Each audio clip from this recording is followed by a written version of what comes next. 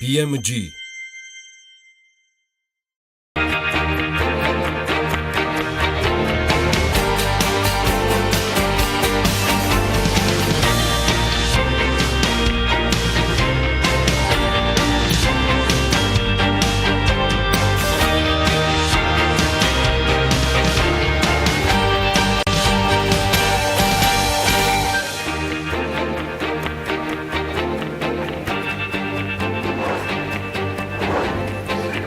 გამშვიდობის დღეს 15 მაისია.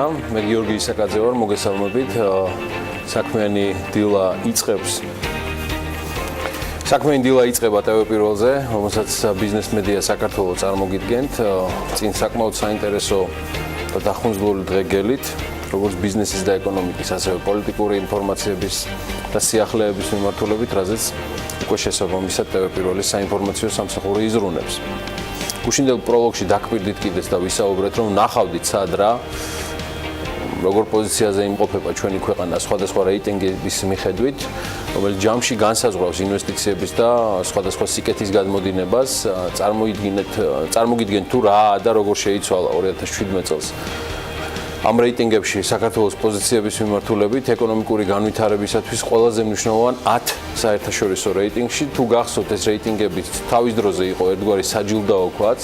ესენია როგორც პირდაპირ ეკონომიკური შინაარსის მქონე რეიტინგები, ასევე კორუფციის, დემოკრატიის და მედიის თავისუფლების დონის მაჩვენებელი რეიტინგები, ქვეყნის სტაბილური და გრძელვადიანი ეკონომიკური განვითარებისათვის, დემოკრატიისა და მედიის თავისუფლებისათვის მაღალი დონე კი არ გესწავლებათ, ეს ერთ-ერთი უმთავრესი და აუცილებელი პირობა გახლა. დღეს კი გლობალიზაციის დონე ისეთი მაღალია, რომ ქვეყნის ეკონომიკური საზღვრები მხოლოდ ფორმალურ დატვირთვას ინარჩუნებენ და საერთაშორისო ბიზნეს და კაპიტალს აღარ აქვს საზღვრები. იქ განთავსდება, სადაც სარგებლის მისაღებად უკეთესი პირობებია, შესაბამისად ქვეყნები ეჯიბრებიან ერთმანეთს, ვინ უფრო ხელსაყრელ პირობებს შესთავაზებს პოტენციურ ინვესტორებს. სწორედ ხელსაყრელი პირობების მიხედვით ქვეყნების ერთმანეთთან შედარებას ემსახურება რეიტინგები, რომელიც ამავე დროს მთავრობის მუშაობის ეფექტიანობის შეფასების საკმაოდ კარგი საშუალებაც არის. მაშასე, დავიწყოთ. საქართველოს Heritage-ის ეკონომიკური თავისუფლების რეიტინგში დღეს იგი 2017 წელს, აი აგერ სრულად ახლა ნახავთ უკვე ჩვენს გრაფიკაზე. Heritage-ის რეიტინგი ქვეყნის ეკონომიკური თავისუფლების, კანონის უზენაესობის, მთავრობის ზომის, რეგულაციების ეფექტიანობის და იაბაზრების მიხედვით აფასებს და ამ ჯამში, რომელიც ჯამში 180 ქვეყანას აფასებს 2017 წელს, საქართველოს მე-13 ადგილზე იყო, 2018 წელს კი მე-16 ადგილზე გადმოინაცვლა. რეიტინგში პირველ ადგილს ჰონგ-კონგი იკავებს, საქართველოს კი უსწრებს სხვათა შორის ისეთ ქვეყნებს, როგორებიც არის ნიდერლანდები და შეერთებული შტატები. მის წინაორ პოზიციას კი ლუქსემბურგი და შვედეთი ინაწილებენ, თუმცა მიუხედავად ამ ყველაფრისა, ღირს აღნიშნავთ, რომ ჩვენ 2017 წლიდან დღემდე 3 პოზიციით დავქვეითით Heritage-ის რეიტინგში. ჰონგ-კონგია პირველ ადგილზე კიდევ ერთ რეიტინგში, სადაც ასევე 3 პოზიცია დავთმეთ, ეს არის Pfizer-ის ეკონომიკური თავისუფლების რეიტინგი. Pfizer-ის რეიტინგი ქვეყნის ეკონომიკური თავისუფლების, მთავრობის ზომის, რეგულაციების, თავისუფალი საერთაშორისო ვაჭრების ფასების სტაბილურობის, კანონის უზენაესობისა და საკუთრების დაცვის მიხედვით აფასებს. აღნიშნულ რეიტინგში 2016 წელს საქართველოს მე-5 ადგილზე იყო, 2017 წელს კი მე-8 ადგილზე არის 159 ქვეყანას შორის. 7 პოზიციით დავწინაურდით ბიზნესის კეთების რეიტინგში, რომელსაც მსოფლიო ბანკი აქვეყნებს. რეიტინგში ქვეყნები 10 კრიტერიუმის მიხედვით არის შეფასებული. მე მგონი ეს უმრავლესობა თქვენთაგანი თქვენ იცით, რამდენად მარტივია ბიზნესის დაწყება, გადასახადების დონე, სესხების ხელმისაწვდომობა, ფონების რეგისტრაცია და მრავალი სხვა. ამ რეიტინგში 2016 წელს საქართველოს მე-16 ადგილზე იყო, ხოლო 2017 წელს მე-9 ადგილზეა, სხვათა შორის 190 ქვეყანას შორის. რეიტინგში პირველ ადგილს ახალი ზელანდია იკავებს, Doing Business-ის რეიტინგში საქართველოს წინ გაერთიანებული სამეფო და ნორვეგია არიან და მას შვედეთი და მაკედონია მოყვებიან. 2017 წელს საქართველოს გლობალური კონკურენტუნარიანობის რეიტინგში 8 ადგილით ჩამოქვეითდა. ამ რეიტინგს მსოფლიოს ეკონომიკური ფორუმი აქვეყნებს და ქვეყნები 114 კრიტერიუმის მიხედვით არიან შეფასებულნი, ცხადია 114-ს არ ჩამოგითვლით, რომელთა უმეტესობა შესადგენად მეწარმეების პირდაპირი გამოკითხვით ტარდება. გლობალური კონკურენტუნარიანობის რეიტინგში 2016 წელს საქართველო 59 ადგილზე იყო. 2017 წელს კი 77 ადგილზეა 137 ქვეყანას შორის. პირველ რეიტინგში პირველ ადგილზე შვეიცარია გახლავთ წელს. მიუხედავად იმისა, რომ საქართველოს საკუთრების დაცვის რეიტინგში ერთი პოზიციით გაუმჯობესა პოზიციები, ამერიკული ორგანიზაცია საკუთრების უფლებების ალიანსი ეს მიმართულება საქართველოში 127 ქვეყანას შორის მაინც 92 ადგილზე მიაკუთვნა 2017 წელს, 2016-ში კი როგორც უკვე გითხარით, ერთი პოზიციით უკან 99-ზე ვიყავით. გასული წლის შეფასებით საქართველო, ხორვატია, ეთიოპიაცა და გაბონი მალავის შუაშია. ამ რეიტინგში პირველ ადგილს ახალი ზელანდია იკავებს.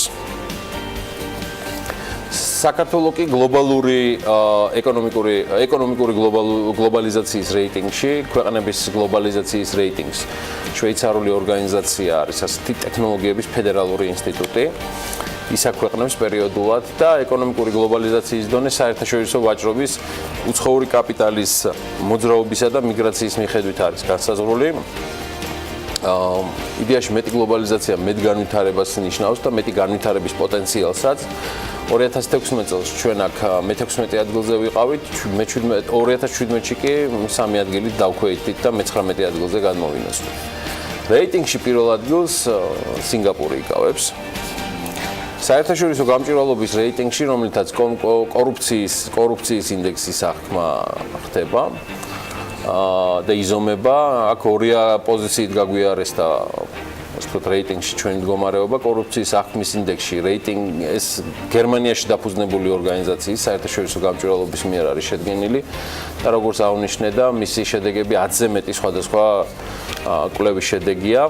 აღნიშნულ ინდექსში 2016 წელს ჩვენ 54 ადგილზე ვიყავით, ორი პოზიციის დაქვეითება 46 ადგილზე გაგვამწესებს 56 ჯამური ქულით რეიტინგში პირველ ადგილს აქაც ახალი ზელანდია და დანია ინაწილებენ.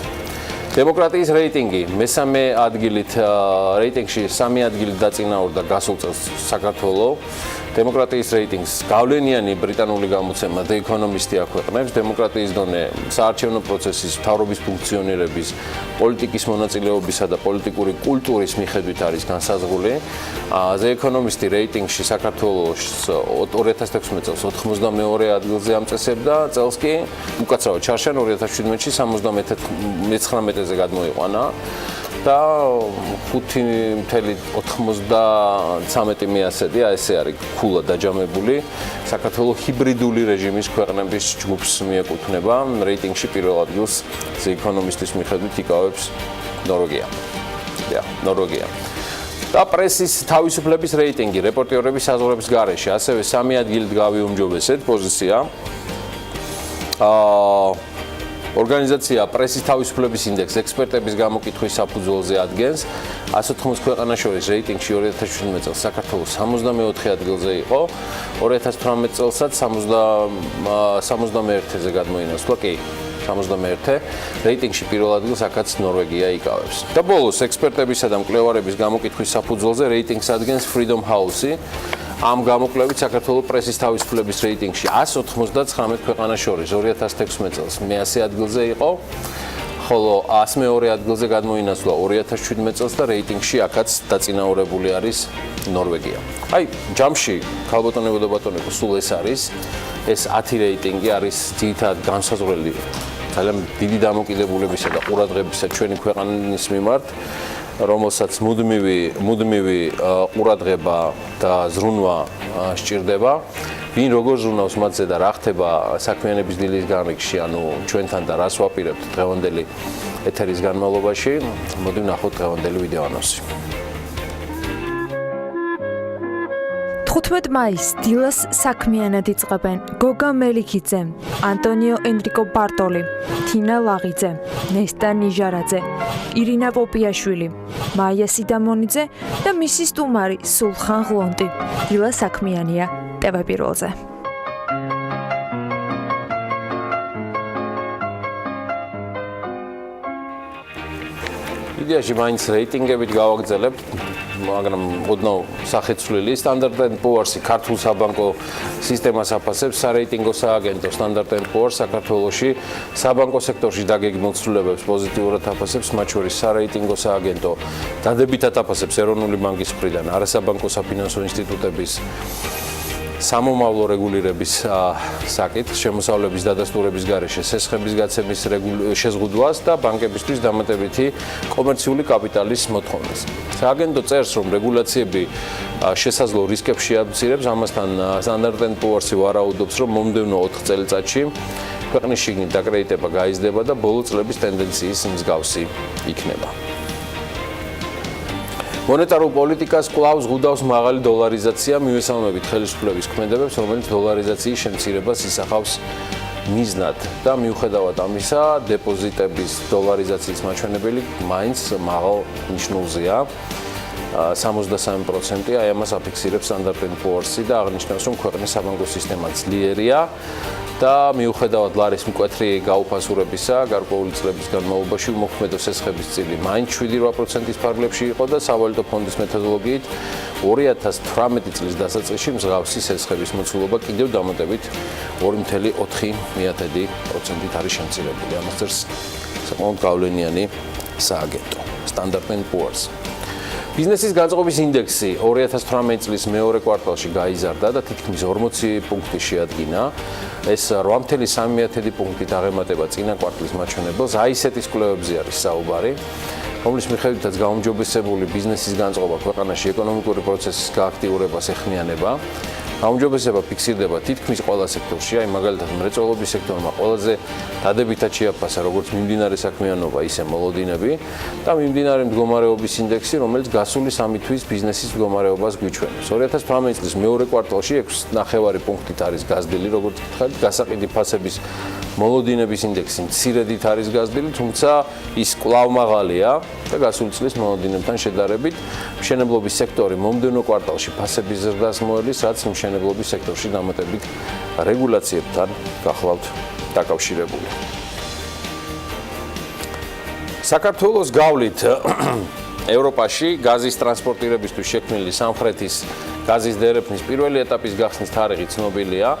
Natural Gas World-ი აზერბაიჯანის მთავრობიდან წყაროს ინფორმაციაზე დაყრდნობით წერს, რომ ცერემონიალი 29 მაისს ბაქოში გაიმართება. პროექტის პირველი ეტაპი აზერბაიჯანული შახდენიზის საბადოდან სამხრეთ კავკასიურ, შემდეგ კი ტრანსანატოლიურ მილსადენებით თურქეთის ქალაქ ესკიშეჰარემდე გაზის ტრანსპორტირებას გულისხმობს. აზერბაიჯანიდან გაშვებული გაზი მილსადენით თურქეთის ქალაქამდე 12 ივნისს მიაღწევს, რა დროსაც ტანაპის ინაუგურაციაც შედგება. ახალი მარშრუტი სამხრეთის გაზის დერეფანი ევროკავშირისთვის ერთ-ერთ პრიორიტეტულ მიმართულებას წარმოადგენს. სწორედ ამ დერეფანმა უნდა უზრუნველყოს ევროპის რუსულ გაზზე დამოკიდებულების შემცირება. 10 მილიარდი კუბური მეტრი გაზი ევროპა აზერბაიჯანიდან საქართველოსა და თურქეთის გავლით მიიქნება მიღებული. სამხრეთის გაზის დერეფნის ფარგლებში გაფართოვდა საქართველოზე გამავალი გასადენიც და ასევე შენდება ტრანსადრიატიკული გასადენი, რომელიც ტანაპის გაგრძელება გახლავთ. ამ თემის გაგრძელებაც არის ნავთობისა და გაზის კორპორაციის აღმოსავლეთ-დასავლეთის მაგისტრალური გასადენის ქსანი-ლეხურას 14 კილომეტრიანი სიგრძის მონაკვეთის მშენებლობა, რომელიც ასევე დაიწყო. იგი ჩაანაცვლებს საგურამო ქუთაისის გასადენის 500 მმ-იანი დიამეტრის ძველ მონაკვეთებს. ნავთობისა და გაზის კორპორაცია გვატყობინებს, რომ სამშენებლო სამუშაოების ტენდერში გამარჯვებული ქართული კომპანია Rapid Engineering Construction-ი განახორციელებს და იგი არის გამარჯვებული. და პროექტის ღირებულება 3.099.777 ლარია. ოღონდ იმასაც წერენ, რომ ეს DGG-ის გარეშე არის. თერჯოლელი მეღვინეების დამზადებული ღვინო კი საფრანგეთსა და გერმანიაში გაიყიდება. ამას ბიზნეს მედიას კოოპერატივი თერჯოლის ღვინოს დამფუძნებელი გოგიტა მაგარიძე უცხადებს. გოგიტა სულ რაღაც 24 წლის იყო, როდესაც ვენახების გაშენება დაიწყო. ვენახეობისა და ღვინის წარმოების შესახებ ცოდნა მემკვიდრეობითია, ოჯახიდან მიიღო. მისი წინაპრების რამდენიმე თაობა სწორედ აი ამ საქმიანობას ეწეოდა. და თანასაფლელების შეკრიბა ჯერ კიდევ 2014 წელს კოოპერატივი ჩამოაყალიბა, სადაც ეს უკვე 14 ადამიანია გაწევრიანებული. კოოპერატივის მიერ წარმოებული ღვინოები 2016 წლიდან ამერიკაში, ავსტრალიაში, იაპონიაში და დანიაში იყიდება. წელს კი ამ ჩამონათვალს გერმანია და საფრანგეთიც შეუერთდა. წარმატებები გოგიტას, წარმატებები თერჯოლას და თუ და ბევრი მიბაძავს მას. ხოლოდ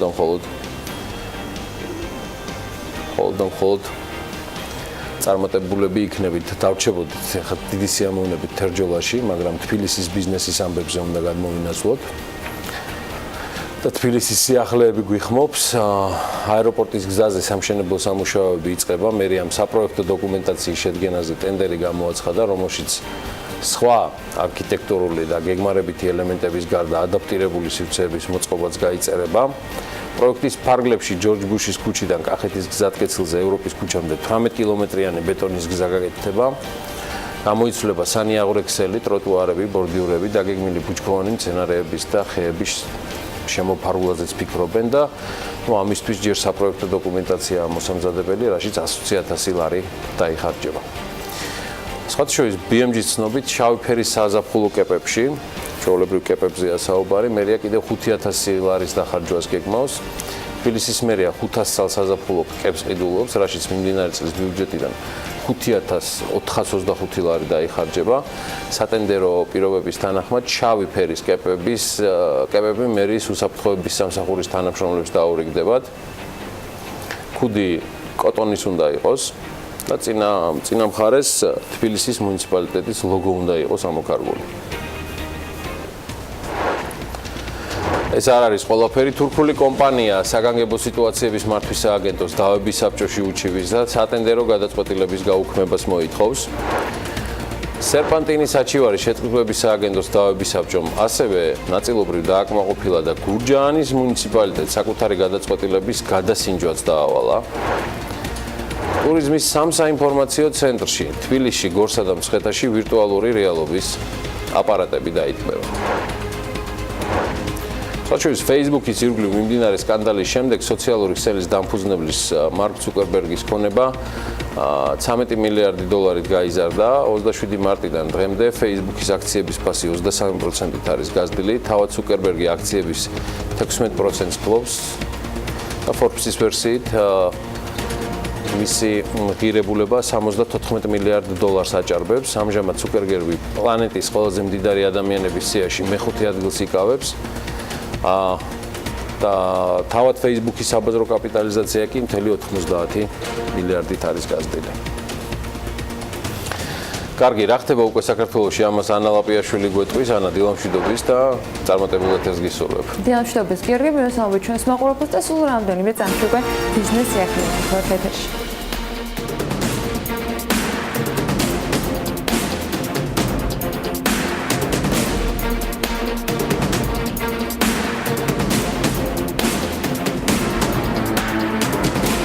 წლის პირველ კვარტალში პრეზიდენტის ადმინისტრაციის თანამშრომლების ვიზიტებისთვის გაწეულმა სამივლინებო ხარჯმა 359,905 ლარი შეადგინა.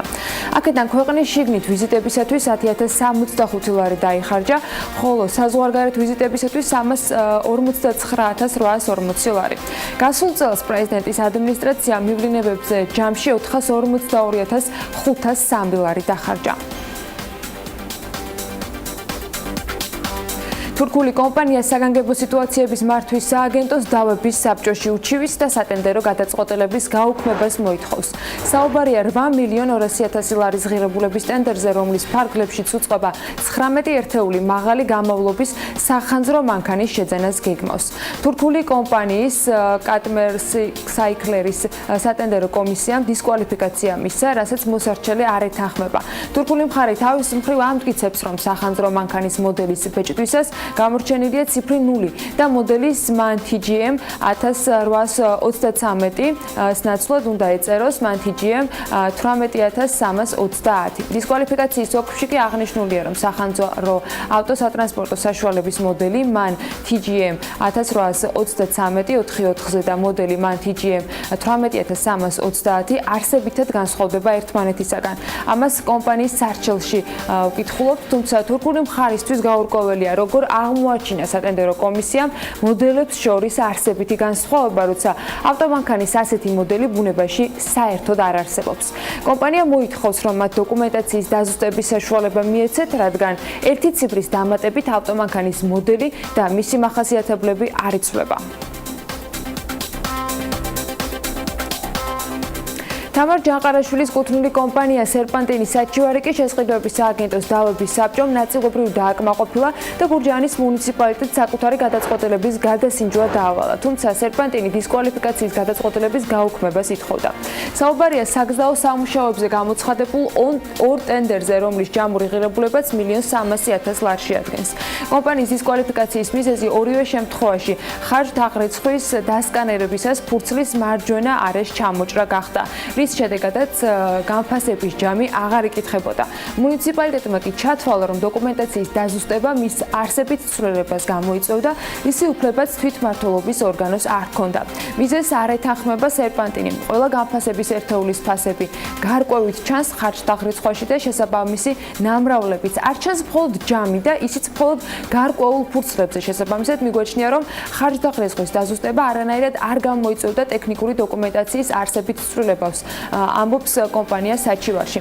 საბოლოოდ დავების საბჭომ მუნიციპალიტეტს დაავალა დეტალურად იმსჯელოს და ახსნას, რატომ ჩათვალა სატენდერო კომისიამ, რომ დაზუსტებით საბოლოო ხარჯ-თაღრიცხვა შეიცვლებოდა და მხოლოდ ამის შემდეგ მიიღოს გადაწყვეტილება. იქნება ეს დისკვალიფიკაცია თუ სერპანტინის სატენდერო პროცესში დაბრუნება. ყარინარჩენების ინტეგრირებული მართვის პროგრამის შესახებ საქართველოს რეგიონული განვითარებისა და ინფრასტრუქტურის სამინისტროში იმსჯელეს. შეხვედრას მინისტრი, მისი მოადგილეები და გერმანიის რეკონსტრუქციის საკრედიტო ბანკის სამხრეთ კავკასიის რეგიონული ოფისის დირექტორი ესწრებოდნენ. პროექტი კახეთისა და სამეგრელო ზემო სვანეთის რეგიონული სანიტარული ნაგავსაყრელის მოწყობას და ინტეგრირებულ მართვას ითვალისწინებს. ამ პროექტისათვის მომზადდა ტექნიკურ-ეკონომიკური კვლევებიც. სამინისტროს ინფორმაციით კი გეგმის თანახმად მოეწყობა ახალი ევროსტანდარტების შესაბამისი რეგიონული სანიტარული ნაგავსაყრელი. აშენდება დამატებითი სადგურები და კომპოსტირების პილოტური ქარხანა. პროექტი ასევე ითვალისწინებს დასუფთავების მანქანების შეძენას და არსებული ნაგავსაყრელების დახურვას. პროექტის დასაფინანსებლად გერმანული ფონდი 30 მილიონი ევროს გამოყოფას გეგმავს. ბაზარზე ქართული თავისმოვლის საშუალებების მწარმოებელი ახალი ბრენდი სუაპია გამოჩნდა, რომელიც ხელნაკეთ საპნებს, ტანის კარაქებს, ტუჩის ბალზამს და აბაზანის ბომბებს ამზადებს.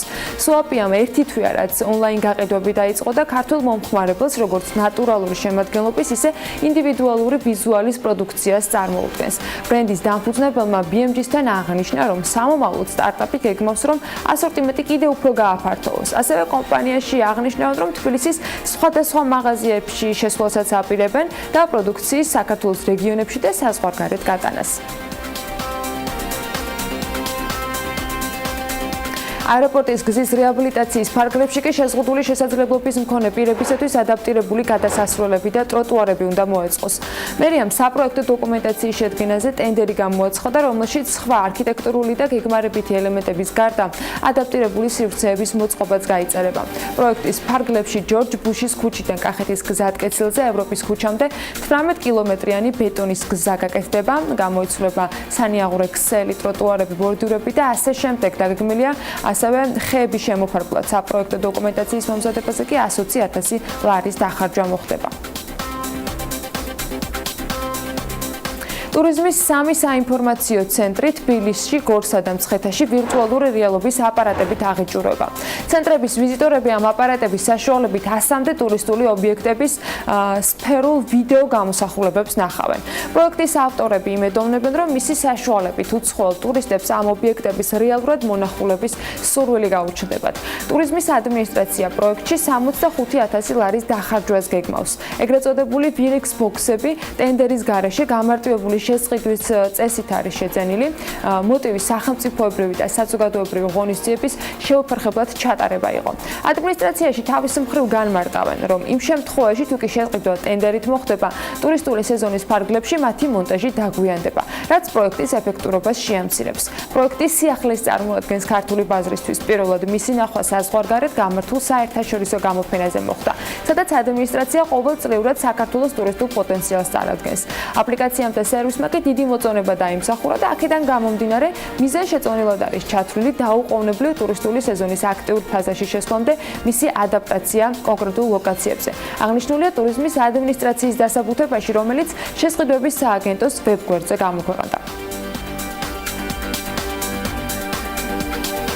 თბილისის ანძაზე კი ტურისტული ინფრასტრუქტურის კონცეფციას ესტონური კომპანია შექმნის. პროექტზე მუშაობა კოკო არქიტექტორებმა 31 აგვისტომდე უნდა დაასრულონ. ამ მიზნისთვის კომპანია 100.500 ლარს მიიღებს. ტურისტული ინფრასტრუქტურა 227,8 მეტრიანი ანძის 41 მეტრის სიმაღლეზე მდებარე კონსტრუქციაზე უნდა მოეწყოს. ადგილზე შესაძლოა განთავსდეს მოძრავი ეტაკის მქონე კვების ობიექტიც, პანორამული პლატფორმა ან საგამოფენო სივრცე. ესპანურმა კომპანიამ რამდენიმე განვითარების სცენარიც დაამუშავა. ბიზნეს კონცეფცია და არქიტექტურული მონახაზი უნდა შეიქმნას. ამერიკის შეერთებული შტატების საელჩო საქართველოში არასამთავრობო ორგანიზაცია დემოკრატიის ლაბორატორიასთან თანამშრომლობით პარაშუტის მოკლემეტრაჟიანი ფილმების მარათონს პროფესიონალი და მოყვარული ფილმის შემქმნელებისათვის აცხადებს, რომელთაც სურთ, რომ კინოს საშუალებით დაეხმარონ საკუთარ ქვეყანას. ამ მარათონის მიზანია ხელი შეუწყოს სოციალური საკითხების წინ წამოწევას და კინოინდუსტრიაში ახალი სახეების გამოჩენას. TBC ბანკის ინფორმაციით, პარაშუტში მონაწილეობის მიღება ნებისმიერ გამოცდილებისა და უნარის მქონე სპეციალისტ შეუძლია, მათ შორის რეჟისორებს, პროდიუსერებს და ნებისმიერ მოქალაქეს ყველა რეგიონიდან. გუნდებს 72 საათი ექნებათ იმისთვის, რომ დაგეგმონ, გადაიღონ და დაამონტაჟონ მოკლემეტრაჟიანი ფილმი პროფესიონალური მოწყობილობით თუ მობილური ტელეფონით. აი ეს ბიზნეს სიახლეების პირველი ნაწილი იყო, ახლა კი სავალუტო მიმოხილვა გველდება.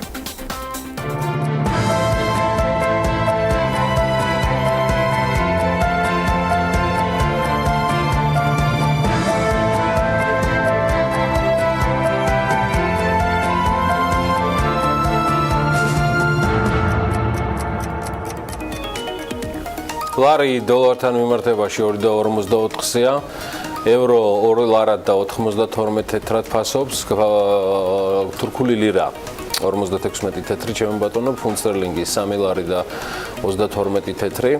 გადავხედოთ იმპორტ-ექსპორტის მაჩვენებლებს, მე მგონი იმპორტის ზრდამ ექსპორტის და შესაბამისად პირველად გადაუსწრო 2018 წლის იანვარ-აპრილში საქართველოში საქონლის საგარეო სავაჭრო ბრუნვამ 3 მილიარდ 768 მილიონი დოლარი შეადგინა, რაც წინა წლის შესაბამის პერიოდთან შედარებით 22.2%-ით მეტია და აქედან ექსპორტი 961 მილიონი დოლარი იყო, ხოლო იმპორტი 2 მილიარდ 824 მილიონი.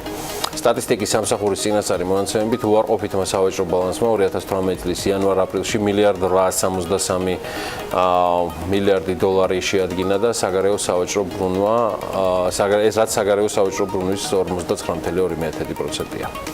ამინდის პროგნოზის დროა, ჩვენთან მას ანა გაგაცნობთ. ამინდის პროგნოზის სპონსორია SEU დეველოპმენტი. გარემოს ეროვნული სააგენტოს ინფორმაციით, ამინდი განპირობებული იქნება ამიერკავკასიის ჩრდილოეთიდან მოქმედი ცივი ჰაერის მასების და სამხრეთიდან გავრცელებული თბილი ჰაერის მასების ურთიერთქმედებით. მოსალოდნელია, რომ გამოშვებით ღრუბლიანების მომატება. ზოგან იქნება ხანმოკლე წვიმა ელჭექით, აღმოსავლეთ საქართველოში კი ზოგან შესაძლოა იყოს სიტყვაც. ცვალებადის მიმართულების გარი იქროლებს თითქმის მთელი ქვეყნის მასშტაბით. სოხუმში უნალექო ამინდია მოსალოდნელი და 23 გრადუსამდე გათბება ჰაერი. ბათუმშიც წვიმას არ ველოდებით და 22 გრადუსი იქნება, ისევე როგორც ქობულეთში და აქაც უნალექო დღე იქნება. ფოთში ასევე უნალექოდ ჩაივლის დღე და 24 გრადუსი დაფიქსირდება. ქუთაისში დღის მეორე ნახევრიდან ხანმოკლე წვიმა მოსალოდნელი და 25 გრადუსამდე გათბება ჰაერი. ზუგდიდში 23 გრადუსი იქნება და აქაც უმეტესად უნალექო დღეს ველოდებით. ოზურგეთში დღის მეორე ნახევრიდან ხანმოკლე წვიმას თან ელჭექის ფონზე ელოდებიან და 25 გრადუსი იქნება. ონში ასევე დღის მეორე ნახევრიდან ხანმოკლე წვიმა იქნება და ჰაერი 22 გრადუსამდე გათბება. გორში 26 გრადუსი იქნება, თუმცა უნალექოდ ჩაივლის დღე. ცხინვალში ასევე უმეტესად უნალექო დღე იქნება და 25 გრადუსი დაფიქსირდება. ბარნეულში დღის მეორე ნახევრიდან ხანმოკლე წვიმას ელოდებიან და მაქსიმალური ტემპერატურული მაჩვენებელი იქნება 27 გრადუსი. რუსთავში ასევე დღის მეორე ნახევრიდან ხანმოკლე წვიმა ამოსალოდნელი და 26 გრადუსი იქნება მაქსიმალური ტემპერატურა. ახალციხეში 24 გრადუსია ნავარაუდები და დღის მეორე ნახევრიდან აქაც ხანმოკლე წვიმას თან ელჭექის ფონზე ელოდებიან. ბორჯომში ციწვიმებს ოღონდ დღის მეორე ნახევარში მცირე წვიმა იქნება და 24 გრადუსი დაფიქსირდება. ბაკურიანში კი 18 გრადუსია მოსალოდნელი და აქაც დღის მეორე ნახევრიდან ხანმოკლე წვიმას ოღონდ ელჭექით ელოდებიან. ახალქალაქში იწვიმებს მცირედით დღის მეორე ნახევარში და 14 გრადუსი დაფიქსირდება. სტეფანწმინდაში 18 გრადუსი იქნება და აქაც მცირე წვიმას ველოდებით. თელავში იწვიმებს თან ელჭექის ფონზე და 26 გრადუსი იქნება მაქსიმალური ტემპერატურა. დედაქალაქს რაც შეეხება, თბილისში დრო გამოშვებით უხუბრიანობა მოიმატებს, დღის მეორე ნახევარში ხანმოკლე წვიმა იქნება, თან ელჭექით, ცვალებადი მიმართულების ქარით იქროლებს და მაქსიმუმ დღის განმავლობაში 26 გრადუსამდე გათბება ჰაერი. მადლობა ანას, ჩვენ გავალთ ახლა მოკლე რეკლამაზე და შემდგომ უკვე მეტი სიახლეებით, მეტი თემებით, სიუჟეტებით და ამბებით დაგიბრუნდებით. რეკლამის გროვარი TV პირველზე.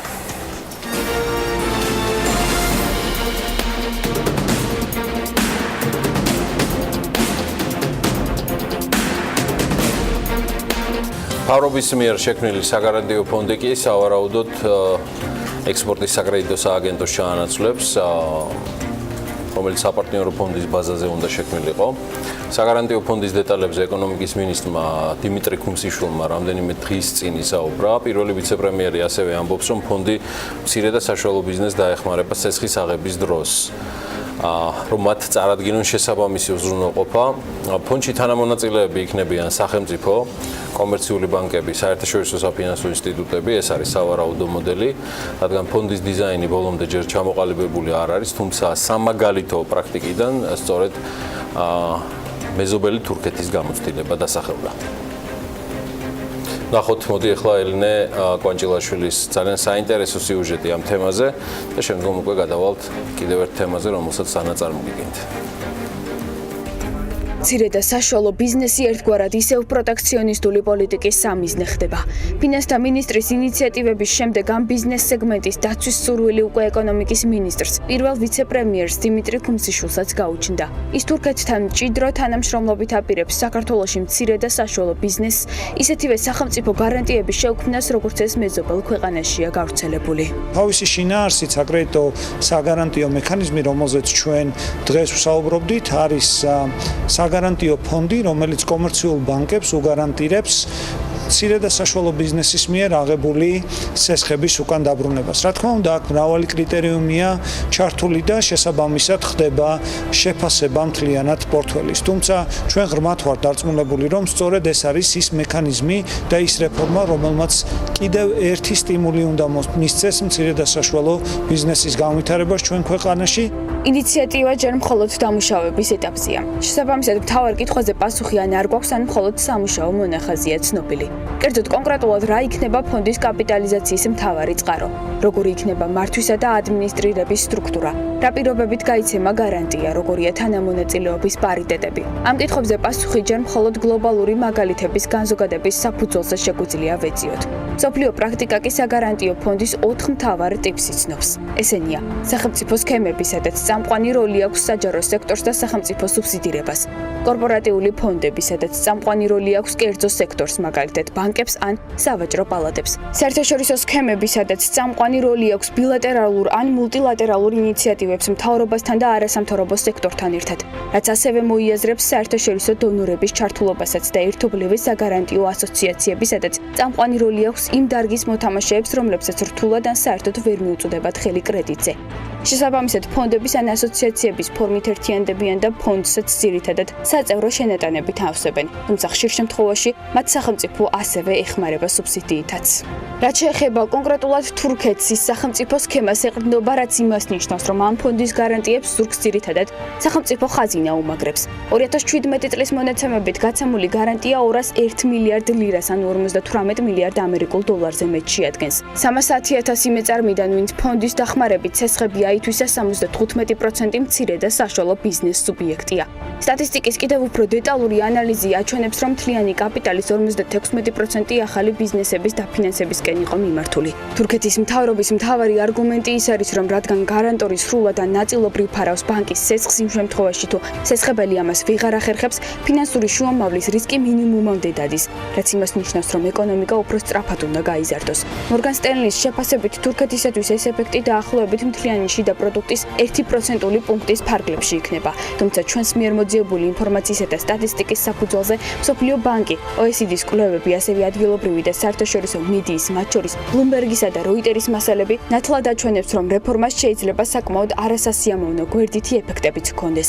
ისევ კონკრეტულად თურქეთის მაგალითზე რომ განვიხილოთ, ინფლაციის დონე უკვე 8 თვის განმავლობაში სტაბილურად აჭარბებს 10%-ს. ინფლაციამ თავის პიკს 2017 წლის ბოლოს მიაღწია, დაახლოებით 13% იყო ის. 2018 წლის დასაწყისში კი 10%-ზე ოდნავ მაღალ ნიშნულზე დასტაბილურდა. მაშინ როცა თურქეთის ცენტრალური ბანკის საპროგნოზო მაჩვენებელი 5%-ია. ინფლაციის საპროგნოზო მაჩვენებელთან დაახლოებას ხელს უშლის სუსტი ლირაც, რაც იმპორტის ხარჯებს ზრდის, ასევე შიდა მოხმარება და ნავთობზე გაზრდილი ფასი. სწრაფად იზრდება მიმდინარე ანგარიშის დეფიციტიც. კიდევ ერთი არასასიამოვნო გვერდითი ეფექტი საპროცენტო განაკვეთების ზრდაა. თურქული მედია წერს, რომ 2018 წლის დასაწყისიდან სესხებზე საპროცენტო განაკვეთებმა 18%-ს მიაღწია, რაც ყველაზე მაღალი ნიშნულია 2009 წლის მარტის შემდეგ, როდესაც გლობალური ფინანსური კრიზისის გავლენა თავის პიკზე იყო. სესხების გაძვირების პარალელურად საერთაშორისო და ადგილობრივი მედია კიდევ ერთ საინტერესო ტრენდს ზომავს და აკვირდება. როიტერის მიხედვით, საგარანტიო ფონდი კომერციული ბანკების გამდიდრების ერთ-ერთი სერიოზული წყაროა. შარშან მარტში თურქეთის მთავრობამ მზარდი მოთხოვნის ფონზე თითქმის 10-ჯერ 250 მილიარდ ლირამდე, ანუ დაახლოებით 70 მილიარდ ამერიკულ დოლარამდე გაზარდა საგარანტიო ფონდში თავისი წილი.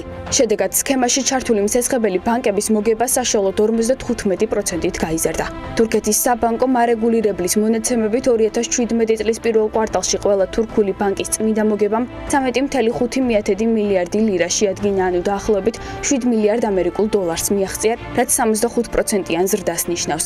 საინტერესოა, რომ როდესაც თურქული და საერთაშორისო მედია ამ ქვეყნის საგარანტიო ფონდის ეფექტიანობას ზომავს, კომერციული ბანკების მოგების ზრდის კონტექსტში ყოველთვის ახსენებს იმ პარადოქსულ ფაქტს, რომ რეჯეპ ტაიპ ერდოღანმა ამ მომრჩევლების გულისმოსაგებად თავი კომერციული ბანკის ოფიციალურ მტრად გამოაცხადა. სიახლეებს ეკონომიკური გუნდი არ გვაკლებს, ძალიან საინტერესო ამბები მოხდა იმ ყველაფერს, რაც მათ შორის ეროვნულმა ბანკმა გასული კვირის განმავლობაში რეგულაციის ამოქმედების შემდეგ გააცნო საზოგადოებას. ბანკების სესხებს უკვე შემოსავლების დადასტურების გარეშე ვეღარ გასცემენ, შესაბამისად ეს ცვლილება აისახება ტექნიკის მაღაზიებზე, რომლებიც დაახლოებით 60-70% სწორედ გრძელვადიანი განვადებებით ყიდიდნენ მომხმარებელზე. რა შეიცვალა მათთვის და რა პრობლემები აქვთ გაყიდვებში? ისინი აღნიშნავენ, რომ თითქმის განახევრდა გაყიდვები, რა შეხედავენ რისკებს და როგორი შეიძლება იყოს გავლენა მათ შორის ტექნიკის მაღაზიების მუშაობაზე ეროვნული ბანკის მიერ დაწესებულ ცვლილებებიდან გამომდინარე. მოდით მოკლე სიუჟეტი ვნახოთ ამ თემაზეც. დაახლოებით 50% ეჭერა განვადებებს მთლიან გაყიდვებში. შესაბამისად, ამ რეგულაციის მიღების შემდეგ, შემცირება არის დაახლოებით მერყეობს სადღაც 10-დან 15%-მდე. როგორც ალტა ოკეის დირექტორი ამბობს, სამომხმარებლო ბაზარზე გაყიდვების მიმართულებით კლება არც თუ ისე ცოტაა.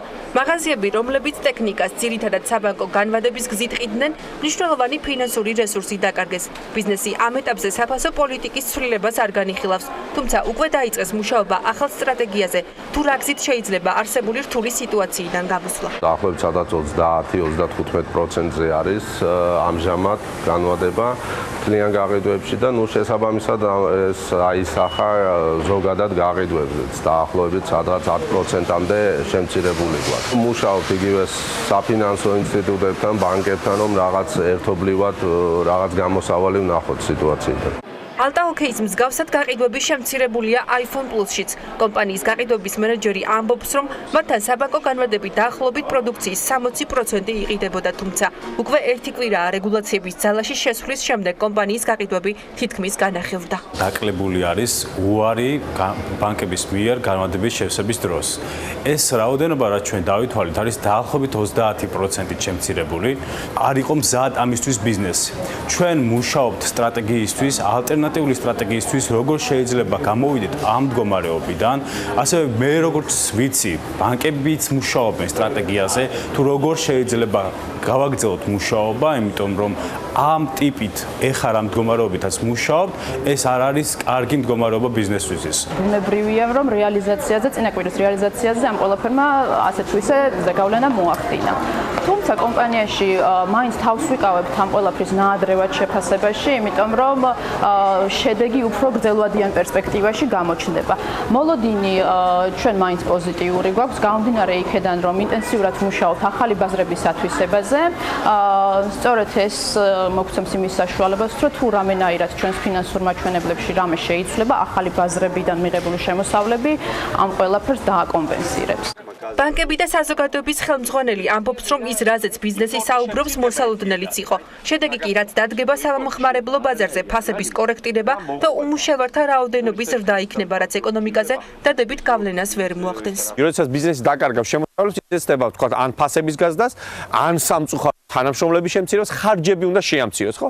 ეს საბოლოო ჯამში რამდენად დადებით დაისახება ეკონომიკურ ზრდაზე, ამას მაყურებელი მე მგონი ძალიან მარტივად მიხვდება. ეს პროდუქტი არსებობდა ბაზარზე, იმიტომ რომ მასზე იყო მოთხოვნა, მასზე დღესაც არის მოთხოვნა და სამწუხაროდ ეს მოთხოვნა არსად არ გაქრება. უბრალოდ მთავრობა და რეგულატორი ეუნება ხალხს, რომ მე თქვენზე ჭკვიანი ვარ და მე ვიცი დღეს რა გჭირდება და ის რომ დღეს გჭირდება საყოფაცხოვრებო პირობების გაუმჯობესება, ამას მოახერხებთ მხოლოდ იმ შემთხვევაში, თუ თქვენ გექნება დადასტურებული შემოსავალი. დადასტურებული შემოსავალი ამ ქვეყანაში აქვს ძალიან ცოტა ადამიანს სამწუხაროდ. რა მექანიზმს მოიფიქრებს კერძო სექტორი ფინანსურ ინსტიტუტებთან ერთად, რომ საბანკო განმარტებების პროდუქტი ჩაანაცვლონ, ჯერ ცნობილი არ არის. რაც შეეხება გაყიდვებს, მათი თქმით, ერთ კვირაში თითქმის განახევრებული მაჩვენებელი რეგულაციის გავლენის მხოლოდ პირველი ეფექტია და სრულ სურათს დაახლოებით 3 თვის შედეგები უკეთ დაგვანახებს. თბილისის შემოვლითი რკინიგზის გამო გლდანში მდებარე კერძო მიწის მფლობელები მის გამოყენებას ვერ ახერხებენ. მერია უკვე წლებია მათ მშენებლობის ნებართვას არ აძლევს. დაკონსერვებული პროექტი პრობლემებს უქმნის მაცხოვრებლებსაც. თემის დეტალებს კი თათია ჩაფიჩაძე არკვევდა, ვნახოთ მის მიერ მომზადებული რეპორტაჟი. გლდანის ტერიტორიაზე ციხის მიმდებარე დაარსებულ კერძო მიწის ნაკვეთებზე მესაკუთრეებს მშენებლობის ნებართვას არ აძლევენ. მიზეზი თბილისის შემოვლითი რკინიგზაა, რომლის გამოც ტერიტორიას უკვე წლებია მორატორიუმი ადევს. ჩვენი რესპონდენტი თემურ ბაინდურაშვილი კოოპერატიული ბინათმშენებლობით დაზარალებულია. 5 წლის წინ მან აღნიშნულ ადგილზე მიწის ნაკვეთის სახლის აშენების მიზნით შეიძინა. თუმცა ამ დრომდე მის გამოყენებას საჭირო დანიშნულებით ვერ ახერხებს. მერიის არქიტექტურის სამსახურის მიერ მიღებულ გადაწყვეტილებაში წერია, რომ საპროექტო რკინიგზისა და საავტომობილო გზისთვის ქალაქ თბილისისთვის მნიშვნელოვანი მაგისტრალების ფუნქციის მინიჭების პროცედურები მიმდინარეობს. გაურკვეველი ვადით გადადებული პროექტის გარდა მერია მიზეზად მოუწესრიგებელ ინფრასტრუქტურას ასახელებს და ამბობს, რომ განაშენიანების რეგულირების გეგმის დამუშავების გარეშე სამშენებლო ნებართვები არ გაიცემა. კოოპერატიული ბინათმშენებლობით დაზარალებული ვართ, საიდანაც ბინა ვერ მივიღეთ და მინდოდა რომ აქ მაინც რაღაც მომეხერხებინა და ქირით ცხოვრობდით მთელი წლების განმავლობაში 30 წლის მანძილზე. ამის აშენება დავაპირე და მაშინაც პრობლემა შეიქმნა, იყო ნებართვა და გაუქმდა. ეს იყო რაღაც 4 წლის შემდეგ, 4 წელია, ეს მე-5 წელია რაც ნაკლები გვაქვს. რკინიგზის თემა ძველი პროექტით იყო აქა და ახალ პროექტზე მე მგონი ფიქრიც აღარ არის ამ რკინიგზაზე და არც კიდე მოშორებული ვართ იმ რკინიგზას თუნდაც იმდენი მანძილით, რომ 100 მეტრაზე ნაკლებით არავინ არ ვართ მოშორებული აქ და მე მგონი ხელს არ უშლი. თბილისის შემოვლითი რკინიგზის გამო პრობლემები აქვთ იმ ოჯახებს, რომლების ტერიტორიაზე წლებია ცხოვრობენ. პოტენციურად გასაყვანი რკინიგზის გამო წლების წინ გვირაბი ამოთხარეს, ამოთხრილი მიწა კი ტერიტორიის მეორე მხარეს დაყარეს.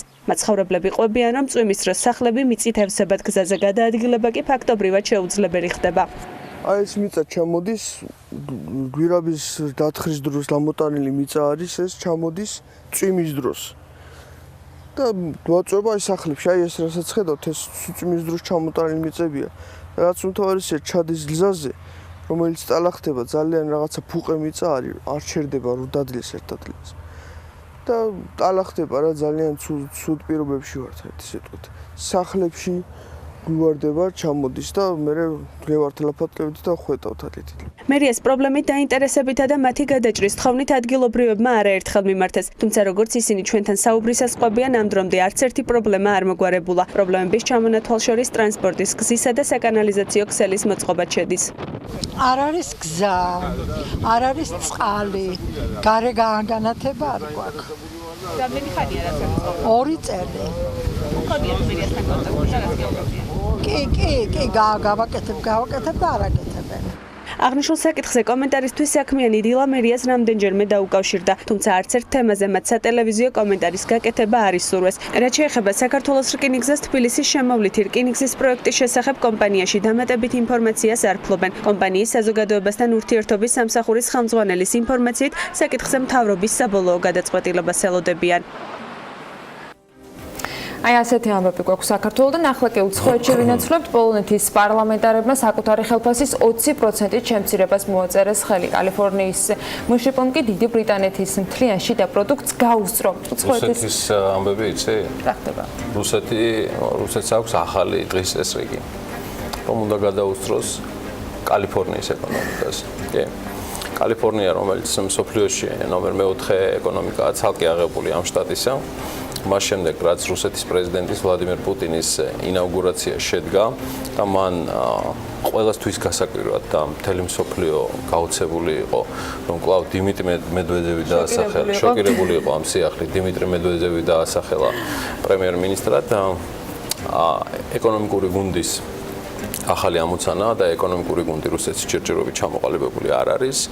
მათ დაასახელეს, რომ რუსეთი რაიმენაირად უნდა მოხდეს ტოპ 5 მსოფლიო ეკონომიკის ქვეყნებში, თუმცა ასე ვთქვათ, თამასა აწეული არის კალიფორნიამდე. არც მეტი არც ნაკლები კალიფორნია. რა დროს არ არის კალიფორნიის გუბერნატორი შვარცენეგერი, არ ვიცი, გული მისკდება. მოდი ვნახოთ ლევან თაღიაშვილის უცხოეთის სიახლეები.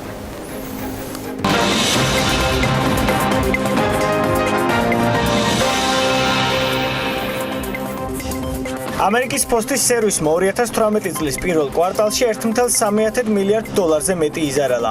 აღსანიშნავია, რომ ეს მაჩვენებელი ბოლო 11 წლის განმავლობაში 65 მილიარდ დოლარს შეადგენს. დონალდ ტრამპმა ამასთან დაკავშირებით საკუთარ ტვიტერზე დაწერა, რომ ის მართალია კომპანია Amazon-თან დაკავშირებით და ინტერნეტ გიგანტმა გაცილებით მეტი გადასახადი უნდა გადაიხადოს. ნედლი ნავთობის ფასი ბაზარზე იზრდება, რაც ბლუმბერგის მიხედვით ორმაგ დარტყმას მიაყენებს მსოფლიო ეკონომიკას. მისი ფასი მხოლოდ წელს 18%-ითაა გაზრდილი, რაც 2014 წლის შემდეგ ყველაზე მაღალი მაჩვენებელია. ეს კი ნავთობის ექსპორტიორი ქვეყნებისთვის ხელშემწყობი ფაქტორია. გარდა ამისა, ექსპერტების ვარაუდით, ირანის ფაქტორიც მნიშვნელოვან როლს ითამაშებს ფასის ცვლილებაში. ახალი სტატისტიკური მონაცემის გამოქვეყნების შემდეგ მხოლოდ კალიფორნიის შტატის მთლიანმა შიდა პროდუქტმა 2.7 ტრილიონი დოლარი შეადგინა, რაც უფრო მეტია ვიდრე დიდი ბრიტანეთის ეკონომიკა, რადგან ეს ციფრი 2.6 ტრილიონ დოლარს შეადგენს. გარდა ამისა, კალიფორნიის მოსახლეობა 40 მილიონი ადამიანია, დიდი ბრიტანეთის კი 66 მილიონი, რაც იმას ნიშნავს, რომ შემოსავალი ერთ სულ მოსახლეზე გაცილებით მეტია ერთ შტატში ვიდრე მთელს ქვეყანაში. პოლონეთის პარლამენტის წევრებმა საკუთარი ხელფასის 20%-ით შემცირებას დაუჭირეს მხარი. Financial Times-ის მიხედვით მათი ახალი ხელფასი 10,000 ზლოტი იქნება, რაც 2,800 დოლარის ექვივალენტია. კენჭისყრა რამდენიმე დღის წინ გაიმართა, სადაც ხმა მხოლოდ უმრავლესობის წევრებმა მისცეს. ოპოზიციურ პარტიას კი კენჭისყრაში მონაწილეობა არ მიუღია. კრიპტოვალუტების ზრდის ტენდენცია დროებით შენელდა და ჯამურმა კაპიტალიზაციამაც 392 მილიარდ დოლარამდე დაიწია. ამჟამად ბიტკოინის ფასი 8,472 დოლარს შეადგენს. ეთერიუმი 707 დოლარი იღებს. რიპლის შეძენა კი 73 ცენტად შეგიძლიათ.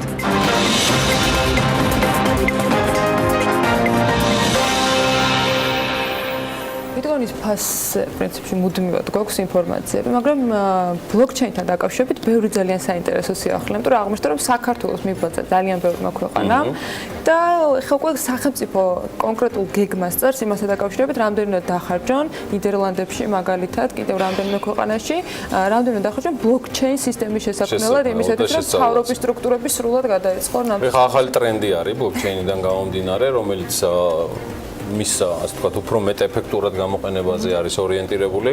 სახელმწიფოები საკმაოდ სერიოზულ თანხებს ხარჯავენ საიმისოდ, რომ უკეთ შეისწავლონ ბლოკჩეინის პოტენციალი, რომელიც არათუ ახალი ინტერნეტია, მე მგონი უკვე ჩამოყალიბდა, რომ როგორც სრულად ახალი რეალობა და შესაბამისად მისი ეფექტურად, უფრო მეტად ეფექტურად გამოყენება არის მათთვის პრიორიტეტი. ფაქტია, რომ საქართველოს აქაც ავანგარდშია.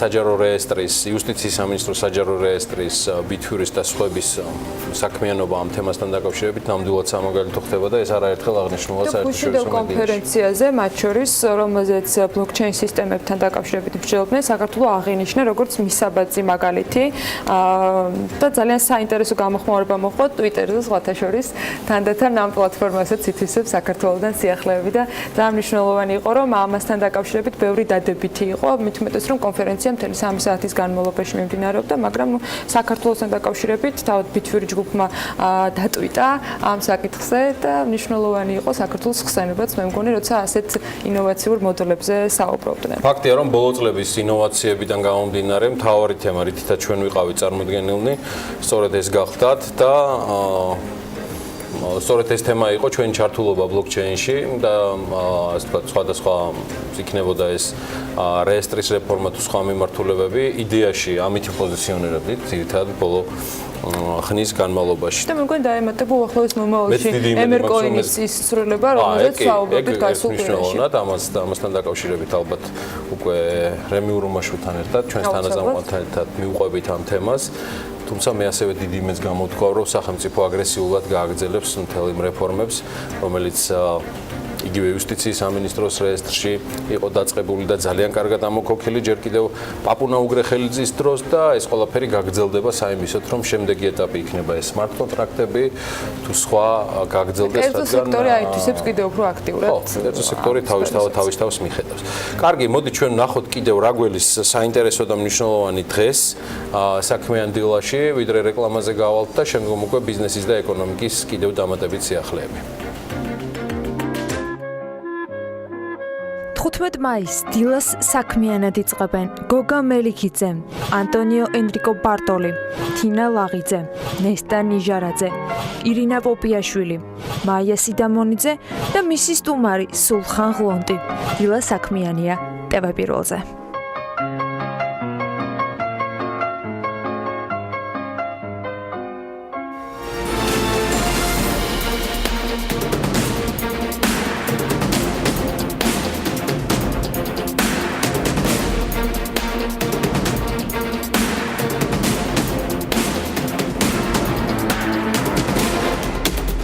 საქართველოს ეკონომიკისა და მდგრადი განვითარების სამინისტროს ციფ საწარმოო საქართველოში მიხეილ ხიდურელი უხელმძღვანელებს. რა გეგმები აქვს ახალ ხელმძღვანელს? სოფლიო ბანკში შემავალი ფინანსური ინსტიტუტები კი საქართველოს დაფინანსების პორტფელს გაზდიან. 2018 წლის 4 თვის განმავლობაში ფოთის ნავსადგურში საკონტეინერო გადაზიდვების 15%-იანი ზრდა ფიქსირდება. გიორგი სამანიშვილმა კი პოსტი დატოვა. განსხვავებით მიხეილ ხიდურელისგან, რომელმაც წარმატებით გაიარა აწარმოე საქართველოს კონკურსი და გახდა მისი ამასიპის დირექტორი. სამანიშვილი თან დაკავშირებული ეს ინფორმაცია ღვინის ეროვნულ სააგენტოში დაადასტურეს. ასევე უწყებიდან გვატყობინებენ, რომ სამანიშვილის შემცველზე სამინისტროშიც შესაბამისი კონკურსი ცხადდება. გიორგი სამანიშვილი სოფლის მეურნეობისა და გარემოს დაცვის სამინისტროში რჩება, თუმცა ის სამეცნიერო მიმართულებით გააგრძელებს მუშაობას. გიორგი სამანიშვილი ღვინის ეროვნული სააგენტოს ხელმძღვანელის პოსტს 2014 წლიდან იკავებდა. მეტი მიზეზის შესახებ თუ რა გახდა გიორგი სამანიშვილის გადადგომისა, წასვლისა თუ გათავისუფლებისა ცნობილი არ არის. ჩვენ ცხადია გვექნება კიდევ დამატებითი მოკითხვა შესაბამის უწყებაში, რა მიზეზით მოხდა გიორგი სამანიშვილის გათავისუფლება, რა კონკრეტულ ფაქტებზე ან შედეგებზე დაყრდნობით და ცხადია ამას ჩვენ საქმიან მაყურებელს შევატყობინებთ. გიორგი სამანიშვილს წარმატებას უსურვებ და ასევე წარმატება შესაბამის სამინისტროს ახალი კონკურსის პირობებში გამოცხადებული კანდიდატურების განხილვისას. კარგი, ანას დრო დგება, იმან უნდა წარმოადგინოს ბიზნესზე და ეკონომიკაზე სიახლეების ახალი კოლაჟი. ანა, მე მგონი კიდევ ბევრი სიახლე დავრჩა. და ვიწყებ დანიშნვით. ამ შემთხვევაში ეკონომიკის და მდგრადი განვითარების სამინისტროს ციფ საწარმოო საქართველოში გუშინდელი ინფორმაციით უკვე დადასტურებულა, თუმცა დილითვე შეატყობინა ამის შესახებ BMG-ს მკითხველს ჩვენმა ვებგვერდმა მიხეილ ხიდურელი უხელმძღვანელებს. ის ამ პოსტზე მედიას პირველმა ვიცე-პრემიერმა დიმიტრი ქუმსიშვილმა წარუდგინა. დაახლოებით შუა დღის 3 საათისათვის. Ხიდურელს დამთავრებული აქვს ლონდონის კომერციის სკოლა ბიზნეს ადმინისტრირების მიმართულებით. აქვს სამუშაო გამოცდილება როგორც უცხოეთში, ისე საქართველოში. მუშაობდა არის თანადამფუძნებელი ამავე დროს და წარმოადგენს პარტნიორს საკონსულტაციო კომპანია სავისას, რომელიც ქართულ მეწარმეებს ევროპის ბაზარზე შეღწევაში ეხმარებოდა. სწორედ ამ სტატუსით გაიცნო მათ შორის საქმიანი დილის და საქმის კურსის მაყურებელმა ხიდურელი. თავად აღნიშნავს, რომ კერძო სექტორთან ხშირი კომუნიკაცია სააგენტოს ბიზნესზე მორგებული უფრო სწორი პროგრამების იდენტიფიცირებაში დაეხმარება. მისივე თქმით, პრიორიტეტი ნიშური სფეროების ათვისება იქნება. ხიდურელი ფიქრობს, რომ საქართველოში ბევრი ისეთი მიმართულებაა, სადაც მოთხოვნა მაღალია, ვიდრე მიწოდება. ჩვენ გეგმავთ შექმნათ და კონსოლიდირება გავუკეთოთ საქართველოში საინვესტიციო პროექტებს და მოვაქციოთ ერთ საერთო პლატფორმაში, რომელიც ერთი ძალიან საინტერესო იქნება კომერციულად ინვესტორისთვის და მეორე და უფრო მნიშვნელოვანი იქნება ძალიან დიდი გადადგმული ნაბიჯი საქართველოს ჯერ კიდევ განუვითარებელი და ნაკლებად განვითარებული სექტორების გამოსაფხიზლებლად. ასევე გეგმავთ გადავხედოთ საქართველოს საექსპორტო სამიზნე ქვეყნების სიას, რომ მოხდეს სწორად შერჩეული ქართული პროდუქციის სწორი პოზიციონირება შერჩეულ პრიორიტეტულ ბაზრებზე. ასევე მოგახსენებთ ადგილობრივი მეწარმეობის კუთხით თვლი, რომ სააგენტო კიდევ უფრო აქტიურად და ახლოს უნდა მუშაობდეს ქართულ ბიზნესთან. თავის მხრივ ხიდურელს წარმატებები საქართველოს ეკონომიკასა და მდგრადი განვითარების მინისტრმა უსურვა, რომელმაც წარადგინა კიდეც ის. დიმიტრი ქუმსიშვილის შეფასებით აწარმოა საქართველოში მთავარ ამოცანად ახალი სამუშაო ადგილების შექმნა, ახალი ინვესტიციების მოზიდვა და ექსპორტის სახალისება რჩება. მისი ინფორმაციით პროგრამის ფარგლებში ჯამში 14,000 ახალი სამუშაო ადგილი არის შექმნილი ამ დროისთვის. პროგრამის დაწყების დღიდან დღემდე 5313 ბენეფიციარი ყავს პროგრამას, მათ შორის 355 საწარმო არის დაფინანსებული და მთლიანი საინვესტიციო მოცულობა, რომელსაც პროგრამამ ხელი შეუწყო 870 მილიონ ლარზე მეტია, ხოლო სამუშაო ადგილების რაოდენობა 14000 ლარს აღწევს, რაც ამ პროექტის ფარგლებშია შექმნილი. რამდენიმე ფორმალური პროცედურის დასრულების შემდეგ მსოფლიო ბანკში შემავალი ფინანსური ინსტიტუტები საქართველოს დაფინანსების პორტფელს გააზრდიან, განაცხადა ფინანსთა მინისტრმა მსოფლიო ბანკის აღმასრულებელ დირექტორთან შეხვედრის დასრულების შემდეგ. მამუკა ბახტაძის თქმით, მსოფლიო ბანკის აღმასრულებელ დირექტორთა დელეგაციის ვიზიტი ნათელი მაგალითია იმის, რომ მსოფლიო ბანკი მხარს უჭერს იმ რეფორმებს, რომელიც ქვეყანაში ხორციელდება. ჩვენ მოგეხსენებათ მუშაობთ მომავალი პარტნიორობის გეგმაზე. აღნიშნული დოკუმენტი განხილული უნდა იქნეს მსოფლიო ბანკის დირექტორთა საბჭოს სხდომაზე და ძალიან მნიშვნელოვანია ჩვენი სტუმრების ინფორმირება იმ საკითხებთან დაკავშირებით, თუ რა არის ჩვენი გეგმები, რა არის ჩვენი პრიორიტეტები მომავალი თანამშრომლობისა. 2018 წლის 4 თვის განმავლობაში ფოთის ნავსადგურში საკონტეინერო გადაზიდვების 15,1%-იანი ზრდა. მენეჯმენტის ინფორმაციით, ფოთის პორტში 106,990 კონტეინერი გადამუშავდა, ხოლო 2017 წლის იმავე პერიოდში 92,950 კონტეინერი. ფოთის პორტში ტვირთების 39% იმპორტზე მოდის, 21% ექსპორტზე და ტვირთების 40% ტრანზიტული დანიშნულება. მათ შორის ტვირთების დიდი ნაწილი მიემართება აზერბაიჯანში, სომხეთსა და ცენტრალური აზიის ქვეყნებში. APM ტერმინალსის განცხადებით ზრდას ხელი პირველ რიგში აზერბაიჯანმა შეუწყო და შემდეგ უკვე საქართველომ. მცირე გავლენა სომხეთის ვითარებამაც იქონია. საერთო ჯამში კომპანიის ინფორმაციით იმპორტის 70% არის ხორცეული, 30% ბოსტნეული, დიდია მათ შორის ტანსაცმლის იმპორტიც. APM ტერმინალსის ცნობით საერთო ზრდის მიუხედავად კლება დაფიქსირდა საბორნე და ნაყარი ტვირთების გადაზიდვაში. ამ მიმართულებით კომპანია განმარტავს, რომ ძირითადად ნაყარი ტვირთების ექსპორტი ხდება, რაც კონტეინერით არ იყიდება. ინვესტორი კომპანია ამ მიმართულებით განვითარებას აპირებს და წლის ბოლომდე სავარაუდოდ მზად ექნება გეგმის სამუშაო ვერსიაც, რომელიც იურიდიულ, კომერციულ და ტექნიკურ ნაწილებს მოიცავს. მომხმარებელთა მხრიდან კომერციული ბანკებისადმი პრეტენზიები იზრდება. 2018 წლის 3 თვის მონაცემებით ბანკებში 1148 საჩივარია შესული, რაც წინა წლის ამავე პერიოდთან შედარებით 37,8%-ით მეტია. 2017 წლის პირველ კვარტალში ბანკებს პრეტენზიით 840 ადამიანმა მიმართა. 2018 წლის 3 თვის პრეტენზიების სამეულშია მიმდინარე ანგარიშებთან დაკავშირებით გამოთქმული პრეტენზიები, მათი რაოდენობა 421 განაცხადში ადგენს. სამომხმარებლო სესხებთან დაკავშირებით შევსებულია სულ 218 განაცხადი, საკრედიტო ბარათის შემთხვევაში 120 განაცხადი ფიქსირდება. შინაარსის მიხედვით კი ჯამში შემოსული პრეტენზიების დაახლოებით 9 ტრანზაქციებს, ჯარიმებსა და საკომისიოებს უკავშირდება. ჩინური emission technology საქართველოში საბურავების გადამამუშავებელი საწარმოს მშენებლობას აპირებს. გეგმები კომპანიამ პარლამენტის აგრარულ საკითხთა კომიტეტის თავმჯდომარეს გააცნო. პროექტის მიხედვით საწარმოს მშენებლობა მხარდაჭერის შემთხვევაში უახლოეს პერიოდში გეგმება. კომპანია პირველ ეტაპზე 25 მილიონი დოლარის ინვესტიციის განხორციელებას და ასევე მეორე ფაზაზე დასავლეთ საქართველოში ანალოგიური გადამამუშავებელი საწარმოს მშენებლობას გეგმავს. წარმოების სრული ციკლის ანალოგი რეგიონში კი ჯერჯერობით არ არის.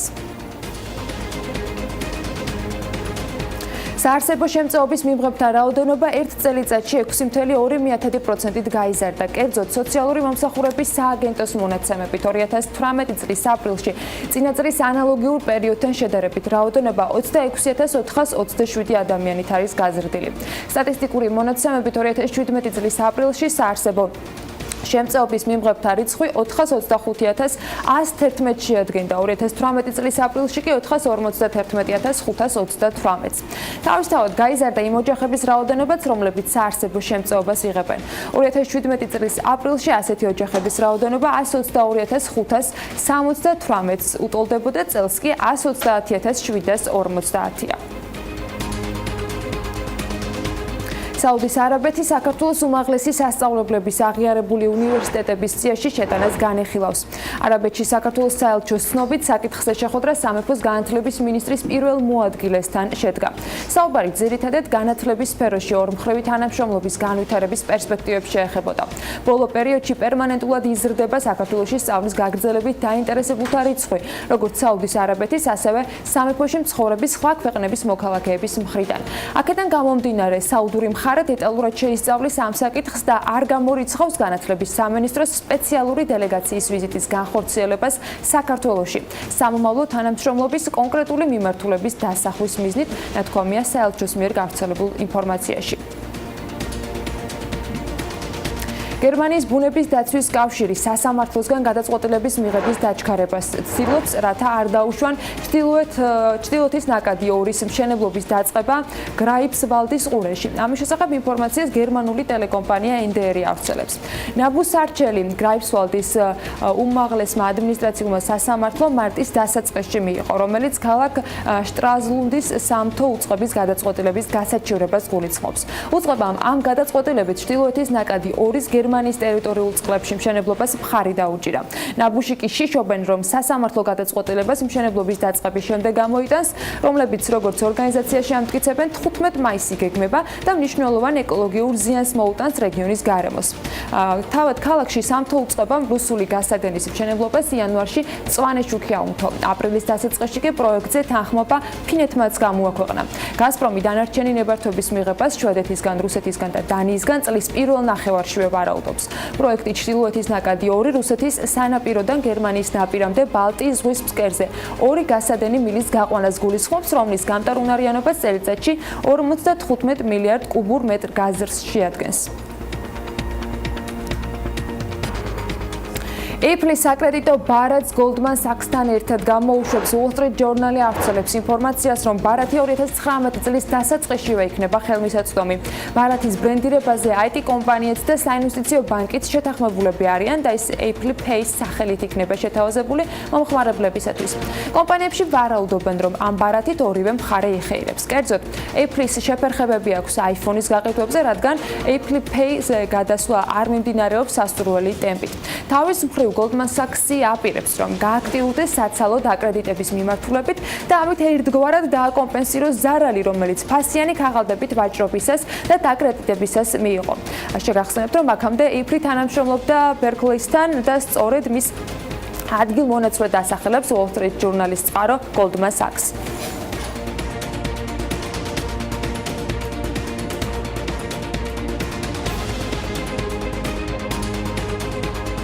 კომპანია Facebook-ი კი საკუთარი კრიპტოვალუტის შექმნის შესაძლებლობას განიხილავს, რომელიც მომხმარებლებს ელექტრონული ანგარიშსწორების საშუალებას მისცემს. ამის შესახებ ინფორმაციას ტელეკომპანია ჩედდარი საკუთარ წყაროზე დაყრდნობით ავრცელებს. ტელეარხის ერთ-ერთი წყაროს ინფორმაციით კომპანიის ხელმძღვანელობა სერიოზულადაა განწყობილი იმ ამოცანისადმი, რომლის სისრულეში მოყვანასად დიდი ალბათობით რამდენიმე წელი დასჭირდება. წყარო აცხადებს, რომ კომპანია არ აპირებს საკუთარი კრიპტოვალუტის გადაყიდვით ინვესტიციების მოზიდვას და ცდილობს თავის თანამშრომლებში არ გავრცელდეს ინფორმაცია ამ ინვესტიციასთან დაკავშირებით. მსოფლიოში ყველაზე პოპულარული სოციალური ქსელი შარშან შეუდგა ბლოკჩეინ ტექნოლოგიების შესწავლას. Facebook Messenger-ის ვიცე-პრეზიდენტმა გასულ კვირაში თქვა, რომ მცირერიცხოვან ჯგუფს ჩაუდგება სათავეში, რომელიც ტექნოლოგიებს შეისწავლის. თუმცა კონკრეტული სამომავლო პროექტები მას არ დაუსახელებია. თავად ტელეკომპანია კი აღნიშნავს, რომ საგადახდო სისტემას PayPal-ს ხელმძღვანელობდა, შესაბამისად Messenger-ის დირექტორი და კრიპტოვალუტა Bitcoin-შიც აქვს განხორციელებული ინვესტიცია.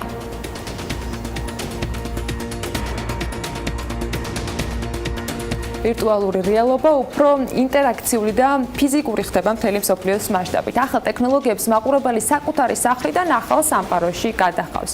ნიუ-იორკის ტრიბეკას კინოფესტივალზე რეჟისორებმა საკუთარი ახალი ნამუშევრები წარმოადგინეს, რომელიც ფიზიკური და ციფრული სამყაროების საზღვრებს კვეთს. დეტალები ამერიკის ხმის სიუჟეტში ვნახოთ.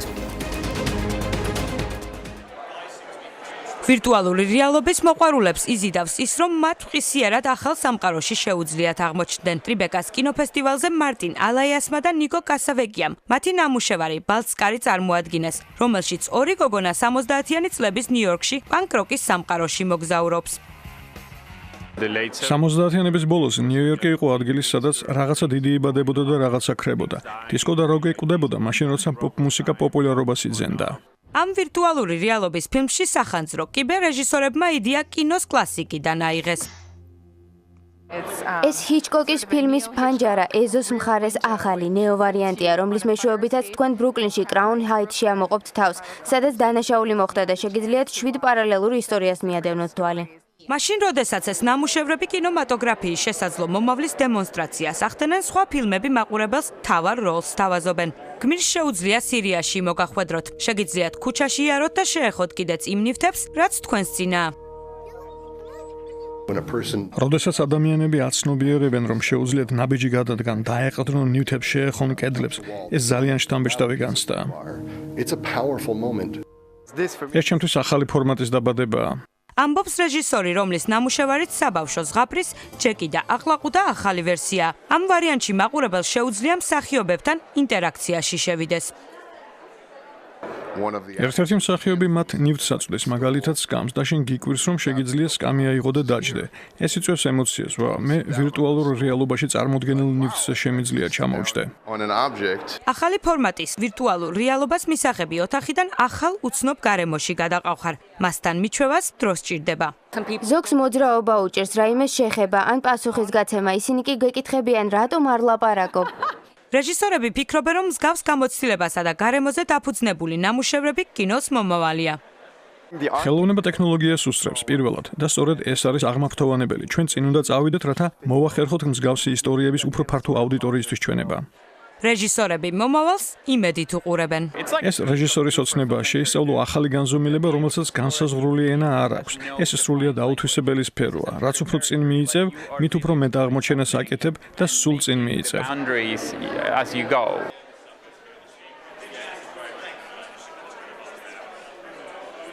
მსოფლიოს გარშემო მოგზაურობას ფაქტობრივად ვაგრძელებთ და ამჯერად ანუკა ჯოხაძესთან და მარიამ ადამიანთან ერთად. კონკრეტული ლოკაცია კი მათთვის არგენტინა იქნება, რომელიც მსოფლიოს მასშტაბით ერთ-ერთი ყველაზე მდიდარი ქვეყანა იყო. თუმცა დღეისათვის საკმაოდ ბევრი პრობლემა აქვს.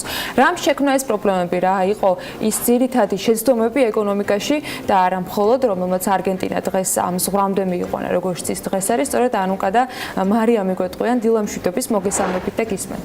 დილა მშვიდობის ანა, სანამ ქრონოლოგიურად განვიხილავთ თუ რა მოხდა რეალურად არგენტინაში, მანამდე გეტყვით, რომ მე-20 საუკუნის დასაწყისში ქვეყანას მსოფლიოში მე-7 უდიდესი ეკონომიკა ჰქონდა, თუმცა ოქროს ხანას ნელი და მეთოდური ჩამოქვეითება მოჰყვა.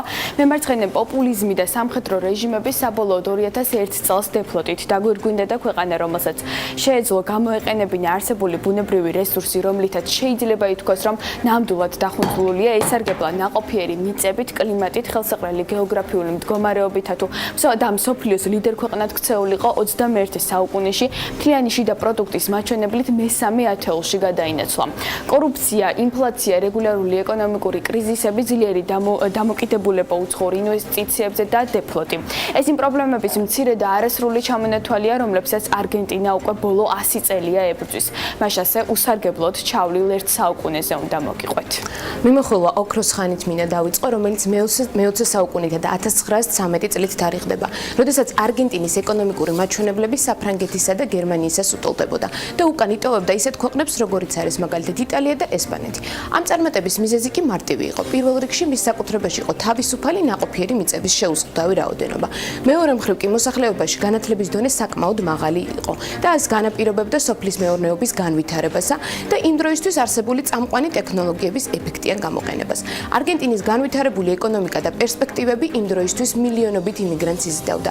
შედეგად იაფმა, მაგრამ კვალიფიციურმა მუშახელმა და ასევე მაღალმა მოთხოვნამ ქვეყნის ეკონომიკას დამატებითი სტიმული მისცა, რის გამოც უკვე 1890-იან, 1910-იან წლებში ეკონომიკური ზრდის მაჩვენებელი წელიწადში 6%-ს უტოლდებოდა. ეს კი სამჯერ აღემატებოდა მსოფლიოს საშუალო მაჩვენებელს. თუმცა ოქროს ხანა ქვეყანაში საკმაოდ მალე დასრულდა და გარდამტეხი პერიოდი არგენტინაში გლობალური კრიზისის დროს 1929 წელს დაიწყო. ამერიკული სავაჭრო ბირჟების კრახმა, რასაც შემდეგ ევროპასა და ამერიკის შეერთებულ შტატებში დეპრესია მოჰყვა, მთავარი დარტყმა სოფლის მეურნეობის სექტორს მიაყენა და ამ დროს არგენტინა ისე ძლიერად ცხადი არ დაზარალებულა, თუმცა როგორც მეზობელი ქვეყნები ისე არ დაზარალებულა და უკვე 1930-იანი წლების შუა პერიოდში შეძლო აღდგენა, ანუ უმოკლეს დროში შეძლო ისე დაებრუნებინა მდგრადი ეკონომიკური ზრდა. ქვეყნის მოსახლეობა კი, რომელიც მიჩვეული იყო ცხოვრების მაღალ დონესა და სტაბილურ ეკონომიკურ ზრდას, არ იყო მზად ეგრეთ წოდებული ქამრების შემოჭერის პოლიტიკისთვის. ამ ყველაფერს მოჰყვა ქვეყანაში ხელისუფლების ცვლილება, მასობრივი არეულობა, საზოგადოებრივი განხეთქილებები და საბოლოოდ 1953 წელს საომარი გადატრიალებით დასრულდა ეს ყველაფერი. უნდა აღინიშნოს, რომ ამ ფაქტმა ქვეყნის ისტორიაში გარდამტეხი როლი ითამაშა და გზა გაუხსნა ხუან პერონს, რომელიც იმ დროს შრომის მინისტრად დაინიშნა და გამოირჩეოდა ისეთი რეფორმებით, რომლებიც იმ პერიოდში ყველაზე პროგრესულად ითვლებოდა. ხოლო საპრეზიდენტო არჩევნებში გამარჯვების შემდეგ ქვეყანა სოციალ-დემოკრატიის გზას დაადგა. მიუხედავად იმისა, რომ პერონის საქმიანობამ ხელი შეუწყო საზოგადოებაში მშვიდობის აღდგენას, დიდი ზიანი მიადგა ეკონომიკას. თანაც საკმაოდ დიდი ხნის განმავლობაში მისი მთავრობა არაერთხელ აღმოჩნდა ბეჭდური მედიის განხილვის საგანი. კიდევ უფრო დაჩქარდა ინფლაცია. გარდა ამისმა, პერონმა ბრიტანეთის კაპიტალის შემცვლელი ვერ იპოვა, რომელიც მე-20 საუკუნის პირველ ნახევარში ქვეყანაში დომინირებდა. ასევე იმპორტის ხელის შემშლელი პროექტიც ვერ შედგა, რომელშიც სახელმწიფოს უზარმაზარი ინვესტიციები ჰქონდა განხორციელებული. ამან თავის მხრივ არგენტინის აგრარული სექტორის განვითარებაც შეწყვიტა. პერონის ხელისუფლებიდან წასვლის შემდეგ ქვეყანაში მდგომარეობა კიდევ უფრო დამძიმდა. არგენტინაში დაიწყო პარტიზანული ომი. ეკონომიკამ კი პრაქტიკულად შეწყვიტა ზრდა. ეკონომიკის განვითარების კუთხით 1990-იანი წლების დასაწყისში არგენტინას ჰქონდა ახალი მცდელობა, მის უკან კი პრეზიდენტი კარლოს მენმი იდგა და ასევე ეკონომისტი დომინგო კავალო. მთავრობის რეფორმების იდეოლოგი კავალო გახდა, რომელსაც სჯეროდა, რომ არგენტინა მხოლოდ მკაცრი ფისკალური პოლიტიკისა და უცხოური კაპიტალის ინვესტირების დახმარებით მოძლიერდებოდა. ამ პერიოდისათვის არგენტინაში უკვე დაწყებული იყო ეკონომიკური გაჯანსაღება და ფინანსური სტაბილურობის უზრუნველყოფა. შედეგად პროცესი წარმატებით მიმდინარეობდა. ეკონომიკამ კვლავ დაიწყო ინტენსიური ზრდა და მსოფლიოც ალაპარაკდა არგენტინის ეკონომიკურ სასწაულზე, თუმცა პრობლემები არც აქ დასრულებულა. არგენტინისათვის ახალი გამოწვევა და უდიდესი დეპრესია 1998 წელს დაიწყო, როდესაც ფაქტობრივად შეჩერდა ქვეყანაში ეკონომიკა, რამაც საბოლოოდ ლათინოამერიკული ქვეყანა მსოფლიო ისტორიაში უმსხვილეს დეფლოტამდე მიიყვანა. ფაქტობრივად მთლიანი ეკონომიკა ჩამოიშალა ქვეყანაში და მცირედი გამოღვიძება 2000 წელს დაიწყო, ისიც ნედლეულზე ფასების მატების გამო, თუმცა ახალმა გლობალურმა კრიზისმა არგენტინა ისევ უკან დასწია. 2013 წლის მონაცემებით კი არგენტინის მთლიანი შიდა პროდუქტი ერთ სულ მოსახლეზე ორჯერ ნაკლებია იტალიისა და იაპონიის მაჩვენებელზე, ანუ იმ ქვეყნებზე, რომლებსაც ერთ დროს ქვეყანა რეიტინგში უკან იტოვებდა. სავარაუდოდ არგენტინის დეგრადაცია გამოწვეული იყო არა ეკონომიკური რეფორმებით, არამედ ქვეყნის მწვავე პოლიტიკური ვითარებით. დემოკრატიის არარსებობა და ოლიგარქების სულელური პოპულიზმი, ასევე ეკონომიკის მართვა დაუფიქრებლად საომარი ვითარების ხელოვნურად შექმნით. ამ ყველაფერმა არგენტინას სავალალო შედეგებამდე მიიყვანა. არგენტინაში ხელისუფლება ძალიან ცენტრალიზებული იყო. შედეგად დღეს ანალიტიკოსების თქმით, არ არსებობს არანაირი მოტივი იმისა, რომ ქვეყანა უდესმე დაიბრუნებს იმ ეკონომიკურ ძალაუფლებას, რაც ჯერ კიდევ მე-20 საუკუნის დასაწყისში ჰქონდა. შესაბამისად, ნაკლებად სავარაუდოა ისიც, რომ არგენტინა გახდება როგორც რეგიონალური, ისე გლობალური ლიდერი.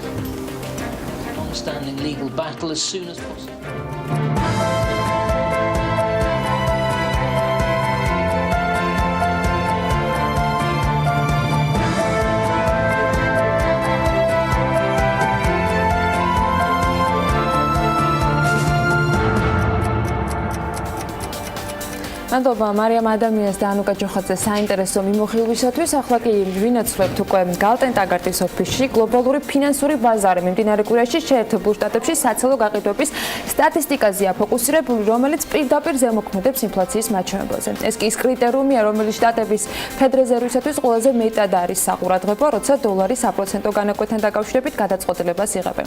ეს დასაწყისია, თუმცა ძალიან ბევრ საინტერესოს გვეტყვის ახლა გოგა მელიქიძე, გალტენ ტაგარტის საბროკერო მიმართულების ხელმძღვანელი გვერდება საქმიანი დილის ეთერში. გოგა, დილა მშვიდობის, მოგესალმებით და გისმენთ. დილა მშვიდობის, ანა მოგესალმები, მივესალმებით ტელემაყურებელს. გასული კვირა შეიძლება ითქვას, რომ საკმაოდ კარგი კვირა იყო საფონდო ინდექსებისთვის, ძირითად საფონდო ინდექსებში, განვითარებულ ეკონომიკებში და განვითარებულ ეკონომიკებში ცდები დავინახეთ. ამერიკითო დავიწყოთ. ამერიკაში Dow Jones ინდექსი, S&P 500, Nasdaq-ი, სამივე ინდექსი, სამივე მსხვილეს ინდექსი გაიზარდნენ ფასში. Dow Jones-ი და S&P 500-ი გაიზარდა დაახლოებით 2.3-2.4%. წლის დასაწყისთან დღემდე წლის ჭრილში თუ შევხედავთ, Dow Jones-ი სადღაც 0.8% დასაჩვენებს, რაც კარგია, იმიტომ რომ უარყოფით კლებად ისდიდან გამოვიდა, ხოლო S&P 500 სადღაც 2.2-3%-იან დასაჩვენებს, რაც ასევე კარგია, იმიტომ რომ დადების დასში გადავიდნენ, ხოლო ყველაზე კარგი და აქვს Nasdaq-ი გასულ კვირას გაიზარდა 2.5%-ით და თლიანი წლის ჭრილში გაზრდილია დაახლოებით 7%-ით, რაც საკმაოდ კარგია, იმიტომ რომ Nasdaq-ის ინდექსში ყველაზე მეტი ტექნოლოგიური კომპანიები შედის, შესაბამისად ეს არის ძირითადი საფუძველი, რის გამოც Nasdaq-ი ასე კარგად იზრდება. ზოგადად რა განპირობებელი მიზეზი ამის იყო რამოდენიმე. პირველი ვიტყოდი, რომ ფინანსური შედეგები, საკმაოდ კარგ ფინანსურ შედეგებს აჩვენებენ ამერიკული კომპანიები. შეიძლება ითქვას, რომ ამერიკაში ეს ვთქვათ ფინანსური მომგებიანობის სეზონი დამთავრდა. პირველი კვარტალის ფინანსური შედეგები ძირითადად ყველა კომპანიამ აჩვენა. სხვადასხვა სტატისტიკით 25%-იანის დააჩვენეს ამერიკულმა კომპანიებმა 2018 წლის პირველ კვარტალს თუ შევადარებთ 2017 წლის პირველ კვარტალს, რაც საკმაოდ გაიმაჩვენებელი ესეთი განვითარებული ეკონომიკისთვის, როგორც ამერიკაა. ამავდროულად ამას ემატება ნავთობის ფაზის და რომელზეც ოდნავ მოგვიანებით ვიტყვით, თუმცა ის კომპანიები, რომლებიც ნავთობის სექტორში მოღვაწეობენ და ნავთობის წარმოებით და მოპოვებით არიან და დაკავებულები, ბუნებრივია მათ, ასე ვთქვათ, აქციებზე საკმაოდ კარგი გავლენა ქონდა ნავთობის ზრდას და ამავდროულად უნდა ვთქვათ, რომ გრძელვადიან ამერიკულ სახელმწიფო ობლიგაციებზე, ასე ვთქვათ, ამონაგები 10 წლიან სახელმწიფო ობლიგაციებზე ამონაგები სადაც 2.7%-მდე გაზრდილი, გასულ კვირას ეს მაჩვენებელი 3%-მდე იყო და ესაც გარკვეულ აქციებს, ასე ვთქვათ, დადებითს დასაძლევს, ხოლო გარკვეულ აქციებს, ასე ვთქვათ, აწვევა, მაგალითად, ფინანსური სექტორისთვის ეს, ასე ვთქვათ, ამერიკის სახაზინო ობლიგაციებზე მაღალი ამონაგები კარგია და შედარებით, ასე ვთქვათ, დადებითს დააძლევს, ხოლო მაგალითად ისეთ კომპანიებზე, რომლებიც დივიდენდს იხდიან და ასე ვთქვათ, სტაბილურ დივიდენდის გადახდით არიან ცნობილები, მათთვის ცუდია, იმიტომ რომ ეს ისეთ ურისკო ფულზე, როგორც ამერიკის სახელმწიფო ობლიგაციებია, მათი ამონაგები გაიზარდა მნიშვნელოვნად, შესაბამისად ინვესტორები გამოდიან ასეთი აქციებიდან. ზოგადად რო გადავიდეთ ნავთობზე, ნავთობის ფასი გაიზარდა სადღაც $70 გადააჭარბა გასულ კვირის მანძილზე. ეს მაჩვენებელი 2014 წლის შემდეგ, 2014 წლის აპრილის შემდეგ ასეთი კარგი პერფორმანსი ნავთობს არ ქონია. გასული კვირის მანძილზე ესე მნიშვნელოვანი განსაკუთრებულის დარყოფილა $70 ფარგლებში იყო, თუმცა წლის ჭრილში თუ შევხედავთ, დაახლოებით 17%-ით არის ნავთობის ფასი გაზრდილი. ყველაზე კარგი პერფორმანსი ჰქონდა, როგორც ეს ვთქვათ, საინვესტიციო აქტივის კლას. რაც შეეხება ამ მიმართულებით მოლოდინებს, სხვადასხვა მოლოდინებს თუ შევხედავთ, არის საუბარი შეიძლება $80-მდე გაიზარდოს, მაგრამ ძირითადი განპირობებელი მიზეზი ნავთობის ფასის ზრდის არის ესე ვთქვათ მიწოდების შეზღუდვა, მარტივად რო ვთქვათ, იმიტომ რომ ჩვენ ვიცით, რომ ამერიკა გამოვიდა, ესე ვთქვათ, ირანის შეთანხმებიდან და ამავდროულად ირანს აღუდგინა სანქციები, რამაც გამოიწვია შეიძლება ითქვას გარკვეულწილად მინიმუმ პოტენციური თვალსაზრისით გამოიწვია ნავთობის მიწოდების შეზღუდვა და ამან გამოიწვია საბოლოო ჯამში ეს ვთქვათ ნავთობის ფასის მიმართ მზარდი ტენდენცია. გადავალ ევროზონასაც შეეხება ევროზონაში ჩვენ დავინახეთ ძდები, ძირითადი ევროპის ინდექსები როგორც ეს STOXX 600, DAX 30, გერმანული ინდექსი CAC 40, დადების დას განიცდიდნენ. ყველაზე კარგად იზრდებოდა STOXX 600, რაც არის ევროზონის ეს ვთქვათ 600 ყველაზე მსხვილი კომპანია შედის STOXX 600-ის ინდექსში და კარგია ის რომ გასულ კვირის მანძილზე 1.6% გაიზარდა და ბოლო 7 კვირა შეიძლება ითქვას პატარ-პატარა ძდებით STOXX 600 იზრდება, რაც მეტყველებს მასედ რომ ევროპაში საკმაოდ მზარდი ბაზარია. ამავდროულად უნდა გავითვალისწინოთ რომ ევრო გამყარებული დოლარის მიმართ რაც ზოგადად აწვება ევროპის ეს ვთქვათ ეკონომიკების ზრდას და განსაკუთრებით ექსპორტის ნაწილში. ასევე უნდა ვისაუბრო რამოდენიმე სიტყვით ინგლისზე, იმიტომ რომ ყველაზე ისეთი პესიმისტური ფონი თუ შეიძლება ასე ითქვას და მოლოდინები არის ბრიტანეთის მიმართ. ბრიტანეთში გასულ კვირას იყო ეს ვთქვათ ცენტრალური ბანკის მონეტარული შეხვედრა, მონეტარულმა ცენტრალურმა ბანკმა არ გაზარდა მინიმალური მონეტარული განაკვეთი და ამას მოუყვები 1-2 სიტყვით, მანამდე ვიტყვი რომ ბრიტანეთმა შეამცირა თავისი ვთქვათ ინფლაციური ფონი 2.7%-დან 2.4%-მდე ეკონომიკური მეორე კვარტლის წლიური ინფლაცია, ასევე მიმდინარე წლის ეკონომიკური ზრდა შეამცირა 1.8%-დან 1.4%-მდე და ზოგადად კიდევ ერთხელ ვიტყვი რომ საკმაოდ ისეთი პესიმისტური ეკონომიკური ფონია ბრიტანეთში 3.1%-ით შეუმცირდა საცალო გაყიდვები და 1995 წლის შემდეგ ესეთი შემცირება არ ქონია ბრიტანეთს და ამ ყველაფრის ფონზე ის საკმაოდ მოსაუბრებელი იყო რომ ბრიტანეთის ეს ვთქვათ ცენტრალური ბანკი არ გაზრდიდა მინიმალურ საპროცენტო განაკვეთს, იმიტომ რომ მას რომ ეს გაეკეთებინა იგი დააწვებოდა ისეთ ვთქვათ ისედაც ისეთ შემცირებულ ეკონომიკურ ზრდას. ამ ფონზე ინდექსები ოდნავ გაიზარდა ბრიტანული FTSE 100 და FTSE 250 ეს ვთქვათ პატარა ზრდები განიცადეს და წლის დასაწყისში ეს ვთქვათ ოდნავ დადებით ზრდებს აჩვენებენ და მაგრამ დავალდოთ როგორ გამოვითარდება ბრიტანეთში მოვლენები, ნახოთ რა სიზავს იქ ეკონომიკური გამოვითარება. რაც შეეხება იტალიას, იტალიაში ვერადავერ შეიძლება ითქვას რომ პოლიტიკური კრიზისი გვაქვს, ვერადავერ ჩამოყალიბდა და პარლამენტი და მთავრობა, ამის გამო ბუნებრივია გასულ კვირას ეს ვთქვათ დავინახეთ მნიშვნელოვანი ვარდნა იტალიური საფონდო ინდექსების, ამავდროულად იტალიური ეს ვთქვათ სახელმწიფო აწლიანი სახელმწიფო ობლიგაციებზე ფასი ძალიან დავარდა და ამონაგები სადღაც 2%-მდე გაიზარდა, რაც ისეთ სახელმწიფო ობლიგაციებში საკმაოდ მაღალია და ნუ ყველა ელოდება როგორ გამოვითარდება იტალიაში მოვლენები. რაც შეეხება იაპონიას და ჩინეთს, იაპონიაში იყო ვთქვათ ოდნავ იზრდები საფონდო ინდექსების და მაგრამ შეიძლება ითქვას რომ განვითარებულ ეკონომიკებს შევხედავთ, იაპონია ყველაზე მეტ ესე ვთქვათ ვარდნაშია, ანუ წლის დასაწყისთან დღემდე შეიძლება ითქვას რომ დადების დაშფადებიდან ამ სხვა იაპონური ინდექსები ისე ვთქვათ უარყოფით ზებს აჩვენებენ წლის დასაწყისთან დღემდე 3% არის გამყარებული იენა დოლართან მიმართებაში 109 ფარგლებში ივაჭრება, წლის დასაწყისში ივაჭრებოდა 112 ფარგლებში. ზოგადად ეკონომიკასაც შეეხება პირველი კვარტლის ვთქვათ ეკონომიკური მაჩვენებლები ჯერ იაპონიას არ გამოუქვეყნებია, სხვადასხვა მოლოდინებია, ანუ გარკვეული ეკონომისტები იძახიან რომ იაპონიაში შეიძლება 2015 წლის შემდეგ პირველად გამოვიდეს კვარტალური ეკონომიკური მაჩვენებლის შემცირება და ჩვენ ვიცით რომ იაპონიაში ბოლო 8 კვარტალი ეკონომიკა შეუქცევად რეჟიმში იზრდება და ნუ ნახოთ რა ეკონომიკური მაჩვენებლები გამოვა. თუ და ამის საკუთარ მნიშვნელოვანი საფუძველი არ არის, მაგრამ გარკვეული ეკონომისტები ამას მაინც იმედოვნებენ. რაც შეეხება ჩინეთში ისევ არის ეს მნიშვნელოვანი ასე ვთქვათ ყურადღება გადატანილი მასეთ რომ როგორ ჩამოყალიბდება ჩინეთი და ამერიკა თავიანთ სავაჭრო ტარიფების მიმართულებით მეორე რაუნდი მიდის მოლაპარაკების ამ ეტაპზე ჩინელი ესე ვთქვათ ეკონომისტები და სახელმწიფო წარმომადგენლები ჩასულები არიან ვაშინგტონში და მიდის ამაზე მოლაპარაკება. ზოგადად შეიძლება ითქვას ამერიკის მოთხოვნა არის შემდეგი რომ 200 მილიარდი დოლარით 2020 წლისთვის საგარეო ვაჭრობა შეამციროს, ანუ საგარეო ვაჭრობის უარყოფითი სალდო შეამციროს ჩინეთთან. არ ვიცი რამდენად ეს მოხერხდება ამ ორ ქვეყანას შორის, მაგრამ მთელი ყურადღება განატანილია რომ არ დაიძაბოს ჩინეთსა და ამერიკას შორის ეს ვთქვათ სავაჭრო ტარიფები და ეს ფორმატი არ შევიდეს რაღაც დაძაბულობაში, იმიტომ რომ ეს მნიშვნელოვანი გამოწვევა იქნება გლობალური ეკონომიკური განვითარებისთვის 2018 წლის მანძილზე როგორც მინიმუმ. რაც შეეხება სხვა განვითარებად ეკონომიკებს, განვითარებად ეკონომიკის ინდექსიც ოდნავ გაიზარდა, წლის დასაწყისთან დღემდე სადღაც 2%-მდე არის გაზრდილი. და თქვენ სიუჟეტში ბევრი ისაუბროთ არგენტინაზე. არგენტინაში რომ მოკლედ რომ თქვათ დიდი ეკონომიკური რესეცია, კრიზისია, არგენტინის პრეზიდენტმა მიმართა IMF-ს, იმის გამო რომ IMF-მა გამოუყოს ან გარკვეული კრედიტი, ან სხვა სახის დაფინანსება იმის გამო რომ ესე ვთქვათ გადაარჩინონ ეკონომიკა და გადაარჩინონ პესო. ჩვენ ვიცით რომ მაგალითად მიმდინარე მინიმალური საფუძველი განაკვეთი ამერიკაში რეფინანსირების განაკვეთი 40%-მდეა გაზრდილი. პესო არის მნიშვნელოვნად და შემცირებული ფასში დოლართან მიმართებაში და ნახოთ როგორ განვითარდება მოვლენები.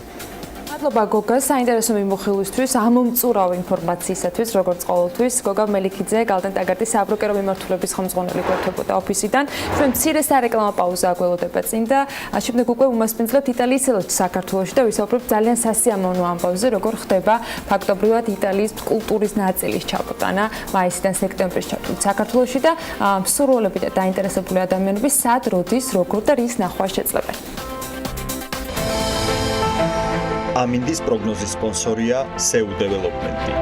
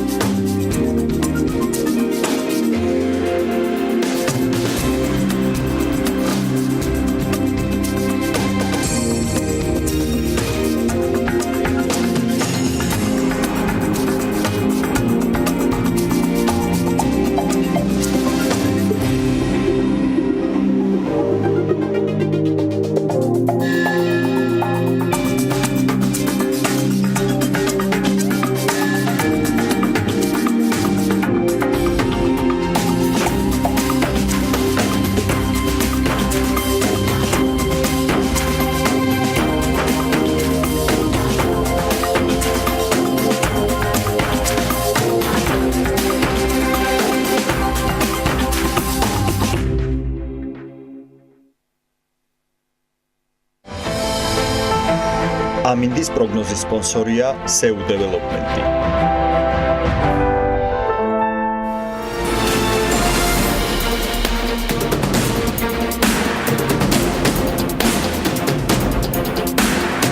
იტალიური ხელოვნების ნიმუშები ისევ თბილისშია. საქართველოს პირველი რესპუბლიკის 100 წლის თავის აღსანიშნად იტალიის საელჩოს თანამშრომლობა საქართველოს ეროვნულ მუზეუმთან გრძელდება. ბოტიჩელის, კარავაჯოს და მიქელანჯელოს შემდეგ ამჯერად მსურველები უკვე თბილისში ტიციანის, ლეონარდო და ვინჩის, რაფაელისა და სხვა დიდოსტატების ნამუშევრებს იხილავენ. 4 ახალი გამოფენა, რომელიც მაისიდან ოქტომბრამდე გაიმართება, ქართველი მნახველის და დედაქალაქის სტუმრების ყურადღებას ერთიანად მიიპყრობს. და დღეს ჩვენ სტუდიაში ვის თუ არა ენრიკო ბარტოლის იტალიის საქართველოში მასპინძლობთ. მადლობა კიდევ ერთხელ სტუმრობისათვის. მოხარული ვარ რომ შეგვიძლია კიდევ ერთხელ ვისაუბროთ ამ არაჩვეულებრივ შესაძლებლობას და მადლობა ჩემი სახელით და ქართველების სახელით რომ ამ გამოფენის ნახვის შესაძლებლობა გვექნება ამ თვეების განმავლობაში. რის მიხედვით შეირჩა ექსპონატები ამჯერად დავიწყოთ მოდით ამით. Thank you. No. First of all, is a story that დიდი მადლობა.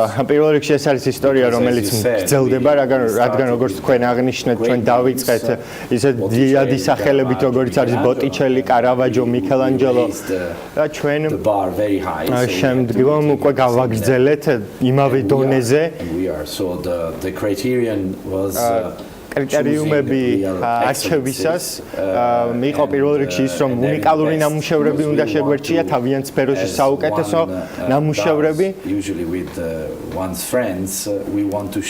რადგან ჩვენ გვსურს, რომ გაგიზიაროთ საუკეთესო შემოქმედება, რაც გააჩნია იტალიაში. შესაბამისად, ჩვენ ყავს ისეთ შემოქმედები, როგორც არის ტიციანი, რენესანსის წარმომადგენელი, საუკეთესო მხატვარი, ასევე ძალიან ბევრი საგამოფენო ნამუშევარი.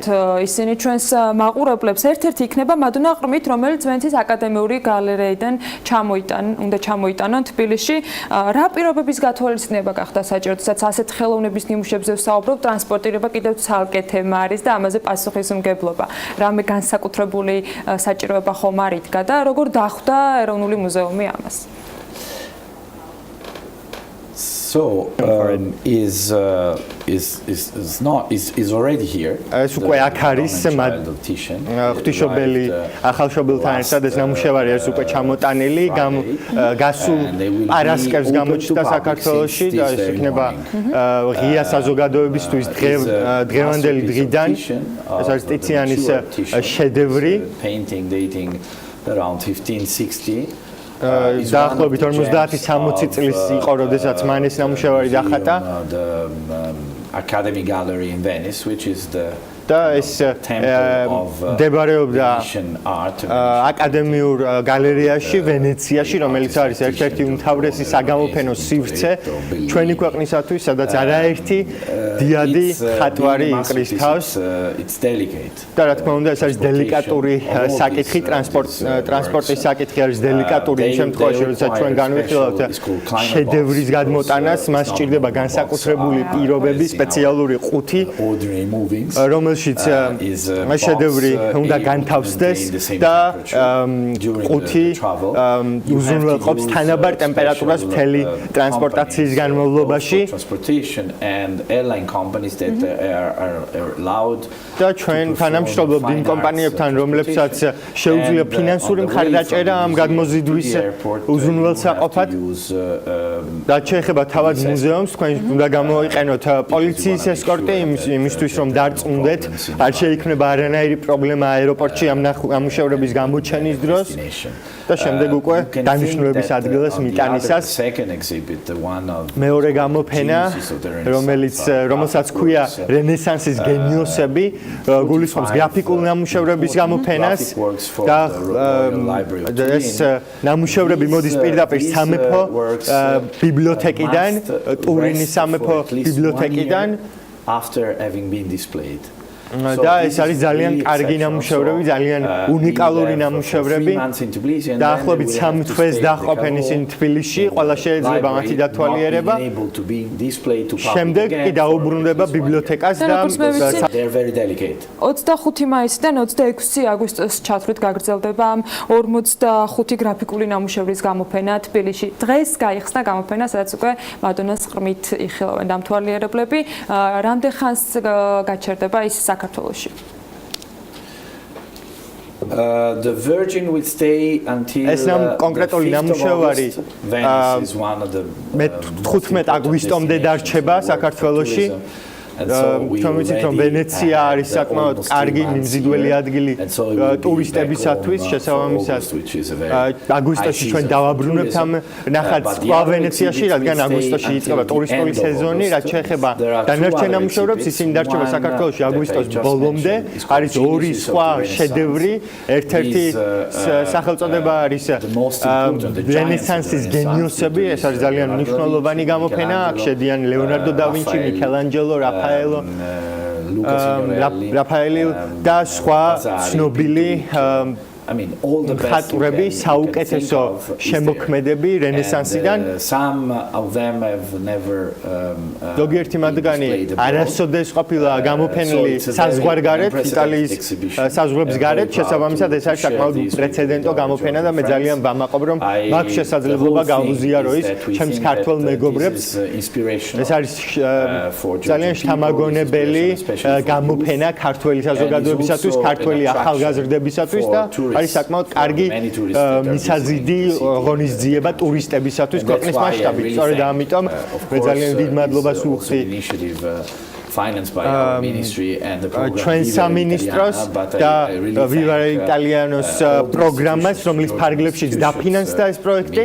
ასევე ძალიან დიდ მადლობას ვუხდი ქართულ ინსტიტუტებს, სხვადასხვა სამინისტროს, რომელმაც ხარი დაგვიჭირა ფინანსურად თუ სხვა მხრივ, ტექნიკური თვალსაზრისით და დიდ მადლობას ვუხდი, რა თქმა უნდა, საქართველოს ეროვნულ მუზეუმს იმისათვის და ეროვნულ გალერეას იმისათვის, რომ ხარს გვიჭერენ, რადგან ორივე ეს გამოფენა ჩატარდება ეროვნულ გალერეაში შესაბამისად დღევანდელი დღიდან აგვისტოს დასასრულამდე გაიმართება ეს გამოფენები მესამე გამოფენა იქნება თანამედროვე ხელოვნების გარშემო გამართული ჩვენ გსურს ვისაუბროთ არა მხოლოდ წარსულზე არამედ ამჟამად მიმდინარე მოვლენებზე ხელოვნებაში აქაც იქნება ძალიან ბევრი ცნობილი სახე და ცნობილი სახელი წარმოდგენილი მათი ნამუშევრები მეოთხე გამოფენა სექტემბერსა და ოქტომბერში გაიმართება ჩვენ სექტემბრიდან იქნება მე-17 საუკუნის რომში მოგზაურობის შესაძლებლობა იმ გამოფენით რომელიც თბილისში ჩამოდის რამდენადაც მე ვიცი აი ამასთან დაკავშირებითაც მცირე ექსკურსი რომ გაგვიკეთოთ რას ველოდებით სექტემბრიდან უკვე დედაქალაქში Yeah, after these first three exhibits, პირველი ორი გამოფენის შემდეგ Titian, Master of Color, ტიციანი, ფერების იდოსტატი და რენესანსის სხვა დიადი წარმომადგენლები და ასევე თანამედროვე ხელოვნების წარმომადგენლები სექტემბრიდან უკვე იქნება სხვა მნიშვნელოვანი საგამოფენო ნამუშევრებიც ბაროკოს წარმომადგენლები, ბაროკოს სტილის წარმომადგენლები და ის ბერნინი მაგალითისთვის რომელიც არის ყველაზე მნიშვნელოვანი ფიგურა მიმართულებით ის იყო მუდმივად ყველაფრის ცენტრში ამ კულტურის ეპიცენტრში შესაბამისად ეს გამოფენა დაფარავს საერთო ჯამში 50-ზე მეტ ნამუშევარს და 10-მდე ხელოვანს რომლებიც არიან რომლებმაც შეიტანეს ძალიან დიდი წვლილი კულტურის განვითარებაში გამოფენა იქნება მთელი ამ პერიოდის განმავლობაში მე მიხარია კიდევ ერთხელ რომ მათი დაანონსების შესაძლებლობაც ამ სტუდიაში ქონდა კიდევ უნდა კითხოთ საამავლო გეგმებზე დღევანდელი სტუმრობისას რომ დავიტოვოთ რამე სასიამოვნო როგორც ვიცი ივნისში გეგმავთ ფორუმის გაკეთებას რა იგეგმება ამ პერიოდის განმავლობაში გარდა გამოფენებისა There are these great exhibitions that will be at the events. ჩვენ უკვე ვისაუბრეთ გამოფენებზე და არის სხვაგონი ღონისძიებებიც დაგეგმილი ბალეტის გარშემო ღონისძიებების გამართვა ასევე იტალიურ-ქართული ურთიერთობის ისტორიის ასე ვთქვათ წარმოჩენა ჩვენ გვსურს ამის ხაზგასმა ღონისძიებების ფარგლებში რაც არის ძალიან მნიშვნელოვანი და ჩვენ ასევე გვსურდა ამ ყველაფრის იდეალურად შეჯამება და ჩვენი კამპანიის სლოგანი ნიშნავს იტალიური გზის ხაზგასმას იდეაში და ჩვენ ვიგზავნით რომ ძალიან კარგი ტენდენცია იქნებოდა დაგვეწინაურებინა ის პროდუქცია რაც კეთდება და მზადდება იტალიაში made in Italy ანუ ის რაც იტალიაშია დამზადებული ეს არის ერთგვარი კამპანია და ინიციატივა რომლის ფარგლებში ჩვენ დავფარავთ ძალიან ბევრ კომერციულ აქტივობებს იქნება ეს რესტორნები, სუპერმარკეტები და ასე შემდეგ შესაბამისად აქ შედის საკვები, შედის დიზაინი, შედის კოსმეტიკა, შედის ანის სამოსი ყველაფერი იტალიური იქნება ხაზგასმული და იქნება ინიციატივები და ფასდაკლებები მთელი ივნისის განმავლობაში და რატომ ივნისი? იმიტომ რომ ივნისი არის იტალიის თვე, როდესაც ჩვენ აღვნიშნავთ 2 ივნისს იტალიის ეროვნულ დღესასწაულს, შესაბამისად სწორედ ამ თარიღს დაემთხვევა ამ ინიციატივის დასაწყისი, თქვენ დაინახავთ ბილბორდებს მთელი ქალაქის მასშტაბით და თქვენ რა თქმა უნდა ხელმისაწვდომი იქნება ვებსაიტი და Facebook გვერდი, სადაც იქნება ჩამოთვლილი ყველა იმ მაღაზიების სია, რომელიც ინიციატივის მიხედვით იფუნქციონირებს. და ადამიანებს ექნებათ იმის შესაძლებლობა, რომ თავად აარჩიონ საკუთარი ინტერესის სფერო და აღმოაჩინონ რამდენი ლოკაცია და კომპანია ჩაერთვება ამ არაჩვეულებრივ ივნისისთვის კამპანიაში, რომელსაც თქვენ ახლა ანონსებთ? Right now. There are many ძალიან ბევრი სხვადასხვა ქართული კომპანია გამოთქვამს უკვე სურვილს და ისინი ახდენენ დისტრიბუციას ამ პროექტისა visibility. There are many important ბევრი მნიშვნელოვანი იტალიური კომპანიაც იქნება ჩართული და მხარს დაუჭერს ამ ინიციატივას, ამ დიდ კულტურულ ღონისძიებას, რადგანაც კულტურა is based on the taste for beauty and დაფუძნებულია well done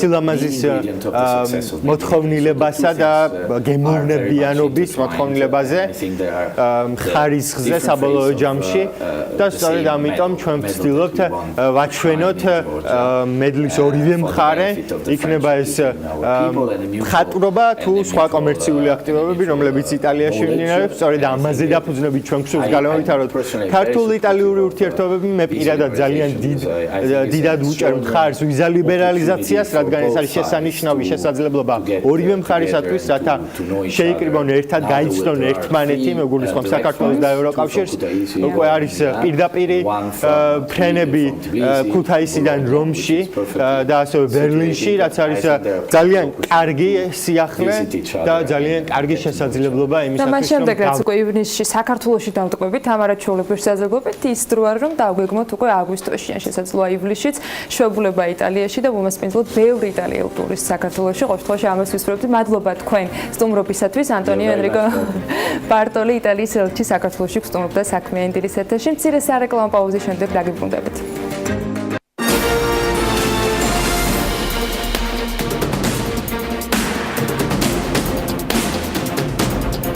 რამდენიმე ათეულწლიანი ისტორიის გამოფენების პარალელურად ექსპო ჯორჯია არც სიახლეებს გვაკლებს 17 და 20 მაისს ექსპო ჯორჯიაში პირველად თბილისი art fair გაიმართება თბილისის ხელოვნების ბაზრობა სამდღიან გამოფენა გაყიდვაში მსოფლიოს სხვადასხვა ქვეყნის 30 გალერეა და 40 დამოუკიდებელი ხელოვანი მიიღებს მონაწილეობას მონაწილეთა შერჩევა კი სპეციალურად ექსპერტთა ჯგუფის მიერ მოხდება დღეს მასპინძლობთ რა თქმა უნდა თინა ლაღიძეს ექსპო ჯორჯიას PR-ს და მარკეტინგის კომუნიკაციის მენეჯერს და მასთან ერთად ხსტუმრობენ და ნიჟერაძე თბილისის ფოტოფესტივალის სამხატვრო ხელმძღვანელი და ირინა პოპიაშვილი თავისუფალი უნივერსიტეტის ვიზუალური ხელოვნების არქიტექტურის და დიზაინის სკოლის დეკანი მოგესალმებით მადლობა სტუმრობისათვის დილა მშვიდობის თინა სტაჟიანი სტუმრობიდან გამომდინარე მისგან დავიწყე მოგესალმებით თინა ეს არის ახალი გამოფენა რომელსაც ექსპო წელს პირველად უმასპინძლებს იდეა საიდან გაჩნდა რა გადაწყვეტთ რომ გაგაკეთებინათ და როგორც ვთქვი ძალიან ბევრი საინტერესო მიმართულება იქნება მოდი მაყურებელს უთხრათ რაში მდგომარეობს ეს სიახლე და რას მასპინძლობს? ანუ ნამდვილად ექსპო ჯორჯიას გუნდი უკვე 2 წელია რაც ამზადებს ამ გამოფენას და აი როგორც იქნა მივედით იმ წერტილზე რომ შეგვიძლიათ გავხსნათ დიდი საერთაშორისო პირველი თანამედროვე ხელოვნების ბაზრობა. აქ ჩართულია თითქმის ყველა პავილიონი და 15-ზე მეტი ქვეყანა თავისი მოწინავე სახელოვნებო ინსტიტუციებით, მუზეუმებით, კურატორებით, დარგის სპეციალისტებით. გამოფენა გვთავაზობს 2 ძირითად მიმართულებას. ეს არის პირველი მე-11 პავილიონში, სადაც გაიმართება გალერეების მონაწილეობა, წარმოდგენილია 30 გალერეა და მეორე ეს არის ეგრეთ წოდებული სახელოსნო ჰაივი, სადაც დამოუკიდებელი 40 არტისტი იღებს მონაწილეობას. აბსოლუტურად შეუზღუდავია სპექტრი შინაარსი და მიმართულება, რა თქმა უნდა, ნამუშევრების და ჩვენ უნდა აღვნიშნოთ, რომ კიდევ art ბაზრობას აქვს ძალიან ძლიერი საჯარო პროგრამა და ამ საჯარო პროგრამის 2 წარმომადგენელი ეთერში ყავს და თავიანთ პროგრამებზე უფრო დაწვრილებით ილაპარაკებენ. მე მინდა ხაზი გაუსვა იმას, რომ ეს დიდი და არაჩვეულებრივი სახელოვნებო ღონისძიება გახდა მისი ჩატარება გახდა შესაძლებელი ჩვენი ხარდამჭერებით და მინდა მკაფიოდ და ძალიან ხაზგასმით თქვა, რომ დაფინანსებაში მონაწილეობას იღებს 25 ქართული კერძო კომპანია და მოგეხსენებათ, რომ ჩვენ არა ვართ ხელოვნების სფეროს წარმომადგენლები, განებივრებულები. ამ ნაწილზე უნდა გადავსულიყავი, რის მიხედვით შეერჩა საქართველოში არ არის ხშირად თუნდაც ხელოვანების ნამუშევრების მიმართ შეფასება ისეთი, როგორცაც ისინი შესაძლოა იმსახურებენ, მაგრამ იქიდან გამომდინარე, რომ არც მაღალი სოციალურ-ეკონომიკური მდგომარეობა ხშირად ხდება ხოლმე სწორედ ამ მიმართულებით გარკვეული, თქვათ, შეფასების გადაჭარბებასთან დაკავშირებით აქცენტების გაკეთება. ჩვენ ხშირად მასპინძლობთ გალერისტებს, რომლებიც ამბობენ, რომ არ არის ისეთი აქტიური გაყიდვები. თქვენ რატომ გადაწყვეტეთ, რომ ამ ნაწილში გააქტიურებულიყავით და რის მიხედვით შეარჩიეთ მონაწილეები? ეს კიდევ ერთი საკითხი, რომელიც ძალიან მაინტერესებს. სწორედ საკითხი იმაში იმაში მდგომარეობს, რომ იყო მოსაზრება, რომ არ არის მომზადებული ნიადაგი იმისთვის, რომ ესეთი ფართო საერთაშორისო ღონისძიება ჩატარდეს, მაგრამ სწორედ ამ ბაზრობამ და 17-დან 20 მაისის ჩათვლით 4 დღიან გამოფენაზე ეს აზრი იქნება გაფანტული, იმიტომ რომ ნამდვილად არის ნიადაგი და სწორედ მადლობა მინდა კიდე გადაუხადო იმ ხალხს და იმ გალერეებს და იმ დარგის სპეციალისტებს, ვინც შესაძლებელი გახადა და მოამზადა ნიადაგი და დაუბრუნდები კიდევ იმ საკითხს, რომ ქართული კომპანიები თავისი დაფინანსებით იღებენ მონაწილეობას და კიდე აგრეთვე მინდა ვთქვა, რომ ექსპო ჯორჯიას ძალიან დიდი ფინანსური რესურსი დევს ამ გამოფენის ორგანიზებაში, რამაც ასე ვთქვათ, აიყოლია სხვა ჩეკინ ჯორჯია პარტნიორი, ხო? დიახ, პარტნიორები ასე ვთქვათ, რაში გამოიხატება მისი ფინანსური მხარდამჭერა არის, რა თქმა უნდა. გაცხადებული კონდათ მათ პროგრამა. დიახ, რა თქმა უნდა, თბილისის მერია იღებს მონაწილეობას და კიდევ როგორც აღვნიშნეთ, კერძო სექტორი და კიდევ მინდა ხაზი გაუსვა, რადგან გაჩნდა რაღაც შეკითხვები საზოგადოებაში, მინდა აღვნიშნო, რომ ეს არის კონკრეტულად საქართველოს ქართული რესურსით გაკეთებული და ამაში არ ურევია არავითარი ვთქვათ გაჩნდა იმის საშიშროება რომ ეს ყოფილიყო ვთქვათ რუსეთის მიერ დაფინანსებული არტბაზრობა რაც ძალიან გულდასაწყვეტია როგორც მოსაზრება ტრიალებს იმიტომ რომ არავითარი საფუძველი არ არსებობს ამისი პირველად მესმის არის ესეთი მოსაზრება რაც სამწუხაროა მაგრამ არ არის კიდევ მინდა აღვნიშნო რომ ჩვენ არ გვქონია არავითარი კონკურსი გამოცხადებული და მხოლოდ ჩვენმა სტუმრებმა, მუზეუმებმა და ორგანიზაციებმა შემოგთავაზეს გასახალისებელი რაღაც პრიზები, რაზედაც დავთანხმდით, იმიტომ რომ ძალიან კარგი შემოთავაზება იყო Found Cultural Park-ისგან, ეს არის იტალიური ორგანიზაცია, აგრეთვე ლონდონში არსებული ფონდი, ცხანო ფონდი, რომელიც მატერიალურ ჯილდოს გადასცემს, ვისაც მოეწონება და ვარი ვთქვით იმის გამო, რომ საზოგადოებრივი აზრი და ჩვენც ვეთანხმებით აბსოლუტურად ამ საზოგადოებრივ აზრს და ვიზიარებთ, რომ შემოთავაზება იყო მოსკოვის მომასგან და ვთქვით ამისგან ვარი ამ წინადადებაზე. აგრეთვე მინდა აღვნიშნო, რომ ჩვენ გახსნილები ვართ აბსოლუტურად ყველა იმ ადამიანთან თანამშრომლობაზე და იმ ორგანიზაციასთან თანამშრომლობაზე, რომელიც თვლის, რომ შეუძლია წვლილი შეიტანოს თანამედროვე ხელოვნების განვითარებაში საქართველოში. ჩვენ ნებისმიერ დისკუსიაზე ვართ თანახმა, საჯარო პროგრამა გვაძლევს ამის საშუალებას და იმაზეც კი შეგვიძლია ვისაუბროთ, ვისაც მაგალითად შეიძლება ქონდეს სხვა კონცეფცია არა ბაზრობის სახელოვნებო, ჩვენ ეს საჯარო სივრცეები გვაძლევს იმის შესაძლებლობას, რომ ესეც განვიხილოთ. სატელევიზიო სივრცე იქნება საჯარო საქმიანი დილითაც გიმასპინძლებთ. ქალბატონ ნესტან, ქალბატონ ირინა, თქვენს პროექტზე მინდა გადავიდეთ, რომელსაც დღეს თქვენ წარმოადგენთ. რაში მდგომარეობს ის და ვისი ჩართულობის, თქვათ, სამიზნე აუდიტორია, ვისი შეიძლება იყოს? მოგესალმებით. ჩვენ მე დავარსებ კუნსთალე თბილისი, რომელიც ემთხვევა თბილისის არტფეარის გახსნას. ეს იქნება ეს არის ახალი ორგანიზაცია, რომელიც არის პრინციპში მუზეუმი, რომელსაც არ აქვს კოლექცია და ჯერჯერობით მუდმივი სივრცეც არ აქვს. კუნსთალეს არის თვითონ გერმანული იდეა არის მუზეუმის და ამიტომ ჩვენ ვატარებთ დისკუსიების სერიას თბილისი არტფეარზე. ეს იქნება 3 დისკუსია და ჩვენი მხარდამჭერი, იმიტომ რომ ეს გერმანელი მუზეუმების და კუნსთალების დირექტორები და კურატორები ვართ მოწვეული, არის გოეთეს ინსტიტუტის მიერ გაგვიწია დახმარება ამასთან დაკავშირებით. აქვს მუზეუმს თუ არა?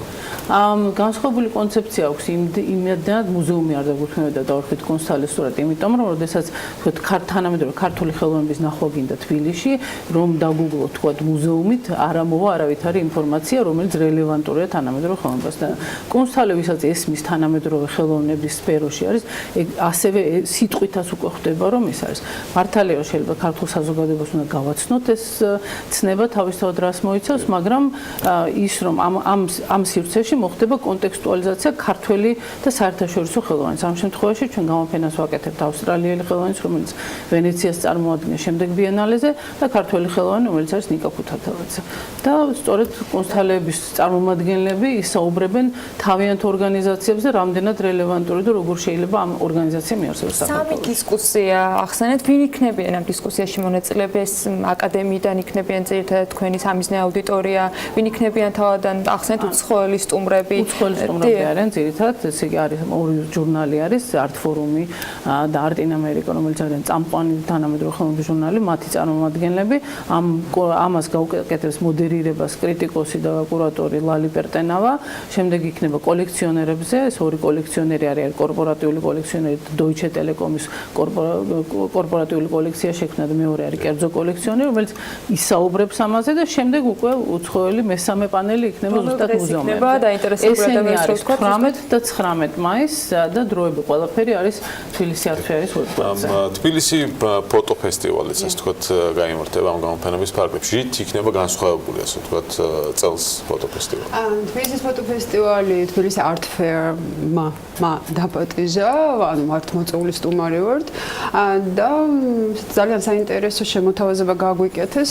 სურვილი იყო რომ ამ გამოფენის მეშვეობით, რომელსაც თბილისის ფოტოფესტივალი გააკეთებდა Art Fair-ის ფარგლებში, TAF-ის ფარგლებში, ჩვენ გვეჩვენებინა ფოტოგრაფიული გამოსახულების განვითარების აი ძალიან საინტერესო გზა, რომელიც მე-19 საუკუნის მეორე ნახევრიდან იწყება და არ მთავრდება.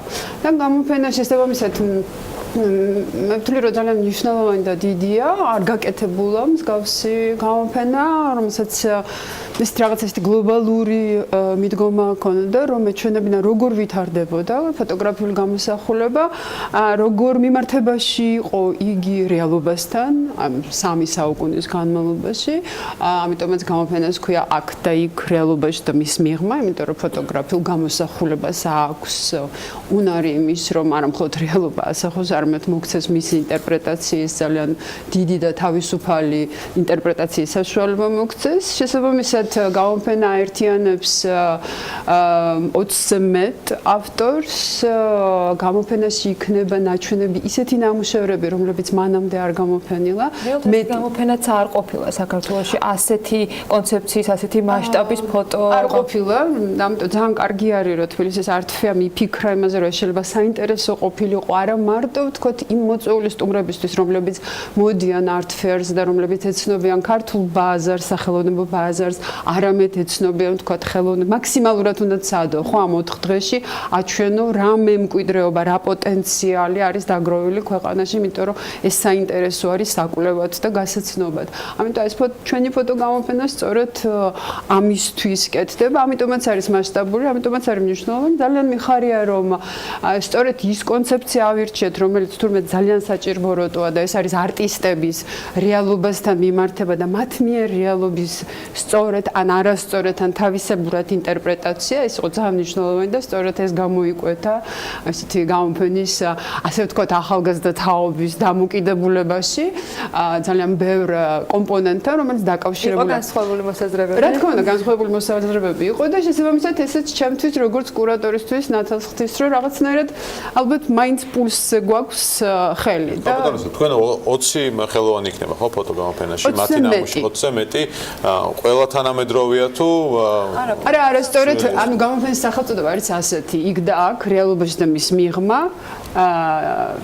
ფოტოგრაფიის 3 საუკუნის საქართველოში. მე ფოტოგრაფია დაიწყო მე-19 საუკუნით, გაჩნდა მე-19 საუკუნის მეორე ნახევრიდან, გაიარა ძალიან საინტერესო გზა პირველ წლებში, მე იყო მასალების მოძიება სწორედ აი იმ პერიოდიდან, საიდან მოიძიეთ. პირველი კოლექცია აქვს ეროვნულ მუზეუმს მე-19 საუკუნის ფოტოგრაფიის უმდიდრესი არქივი არის, რომელსაც ჩვენ ესე ერთი სახელწოდებით ვუწოდებთ ხოლმე დიმიტრი ერმაკოვის კოლექციას, რომელიც აერთიანებს მე-19 საუკუნის მეორე ნახევრის წამყვანი ფოტოგრაფების და არტისტების ნამუშევრებს, უმდიდრესი კოლექცია, რომელსაც სჭირდება მეტი პოპულარიზაცია, მეტი ჩვენება არა მარტო საქართველოში, არამედ საქართველოს ფარგლებს გარეთ, იმიტომ რომ მაგალითად დიმიტრი ერმაკოვის კოლექცია და ფოტოგრაფიის ასეთი განვითარება მე-19 საუკუნის მეორე ნახევარში არის პირდაპირ იმის ნიშანი, რომ საქართველო ძალიან გახსნილი იყო მაშინაც ევროპული კულტურული სიახლეებისად.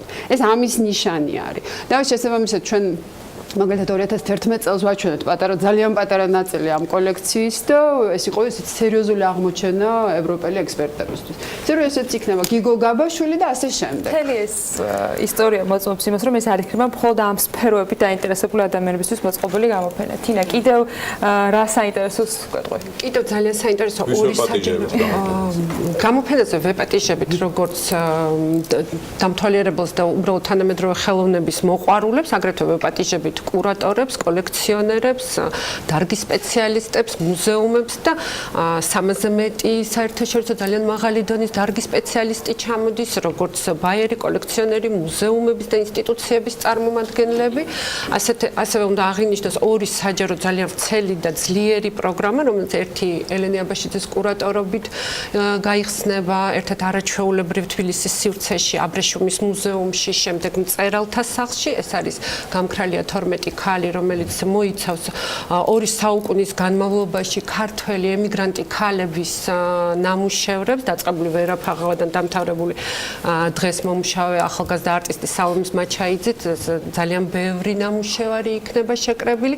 აგრეთვე ლიზა ჯოანიეს მიერ კურატორობით ომი დროებით შეჩერებულია, რომელიც იქნება მე-9 პავილიონში. ეს არის ძალიან საინტერესო სივრცე, რომელიც თვითონ არტისტებმა შექმნეს და გააკეთეს იმისთვის, რომ მოეწყოთ თავისი გამოფენა. ეს კიდე ხაზს უსვამს იმას, როგორ გვჭირდება ჩვენ საჯარო სივრცეები და რომ არსებობს ესეთი სივრცე თუნდაც ექსპო ჯორჯიას ტერიტორიაზე და კიდევ ერთხელ მინდა ვთქვა, რომ არტ ბაზრობის მთავარი დანიშნულება კიდევ არის ის, რომ ეს არის იდეალური კომფორტული სივრცე კოლექციონერებისთვის, მუზეუმებისთვის, რომ შეარჩიონ ნამუშევრები, რომ მიიღონ აბსოლუტურად პროფესიონალების მიერ გადარჩეული სელექციონერები ნამუშევრები და შეიქმნას საქართველოში ერთგვარი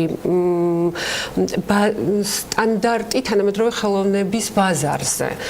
და მე ვფიქრობ, რომ ჩვენ ეს გამოგვივიდა გუშინ ჩვენ უკვე დავათვალიერეთ პავილიონები და ის ძალიან დიდი რესურსი და შრომა რაც ჩადებული ამ გამოფენის მოწყობაში უკვე გამოიხატა პირველი ნიშნები და ძალიან ასეთი ეფექტურია. მithumetes როცა ასეთი ახალი პროექტის განხორციელება ხდება და მithumetes ასეთი საინტერესო მიმართულებით ძალიან დიდი მადლობა სტუმრობისათვის. აუცილებლად BMG-ის გადაცემებით კიდევ დავუბრუნდებით ამ თემას და თუ შესაძლებელი იქნება მონაგარსაც დავუწყოთ დინა ლაღიძეს ექსპო ჯორჯიას PR-ისა და მედიასთან კომუნიკაციების მენეჯერს, ნესტა ნიჟარაძეს თბილისის ფოტოფესტივალის სამხატვრო ხელმძღვანელს და ირინა პოპიაშვილს თავისუფალი უნივერსიტეტის ვიზუალური ხელოვნების არქიტექტურის და დიზაინის სკოლის დეკანს მასპინძლობთ საქმიანი დილის ეთერში.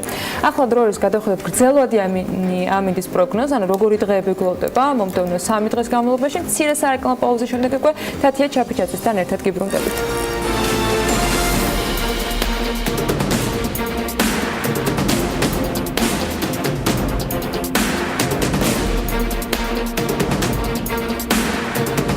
ტურიზმის თემით ვაგრძელებთ ამჯერად მაია სიდამოინძესთან ერთად. ზაფხულის სეზონის ოფიციალურ გახსნამდე სულ რამდენიმე დღეა დარჩენილი და ბევრი საინტერესო გელით აჭარაში, რომელსაც წელსაც არც შიდა ტურისტები მოაკლდება და არც უცხოელები, რას უმზადებენ სტუმრებს ზღვისპირეთში. ლეონის ბიზნეს სკოლის ტურიზმის ცენტრის ხელმძღვანელი აჭარის ტურიზმის დეპარტამენტის თავმჯდომარე სულხან ღლონს მასპინძლობს. დილა მშვიდობის მაია. დილა მშვიდობის, დიდი მადლობა წარდგენისთვის. ჩვენი დღევანდელი რუბრიკის თემა არის ზაფხულის ტურისტული სეზონი და რა თქმა უნდა, ყველამ ვიცით, რომ აჭარა ფაქტიურად უკვე ყოველ სეზონური ტურისტული მიმართულება გახდა, თუმცა დარწმუნებული ვარ, რომ ზაფხულისთვის განსაკუთრებით ემზადება და სწორედ ამისათვის აჭარისა და კურორტების დეპარტამენტის თავმჯდომარე ბატონი სულხანი გვერდდება. ბატონი სულხან, დიდი მადლობა ეთერში ჩართვისთვის და სტუმრობისთვის. მოგესალმებით მაია, მოგესალმებით სტუდიაში.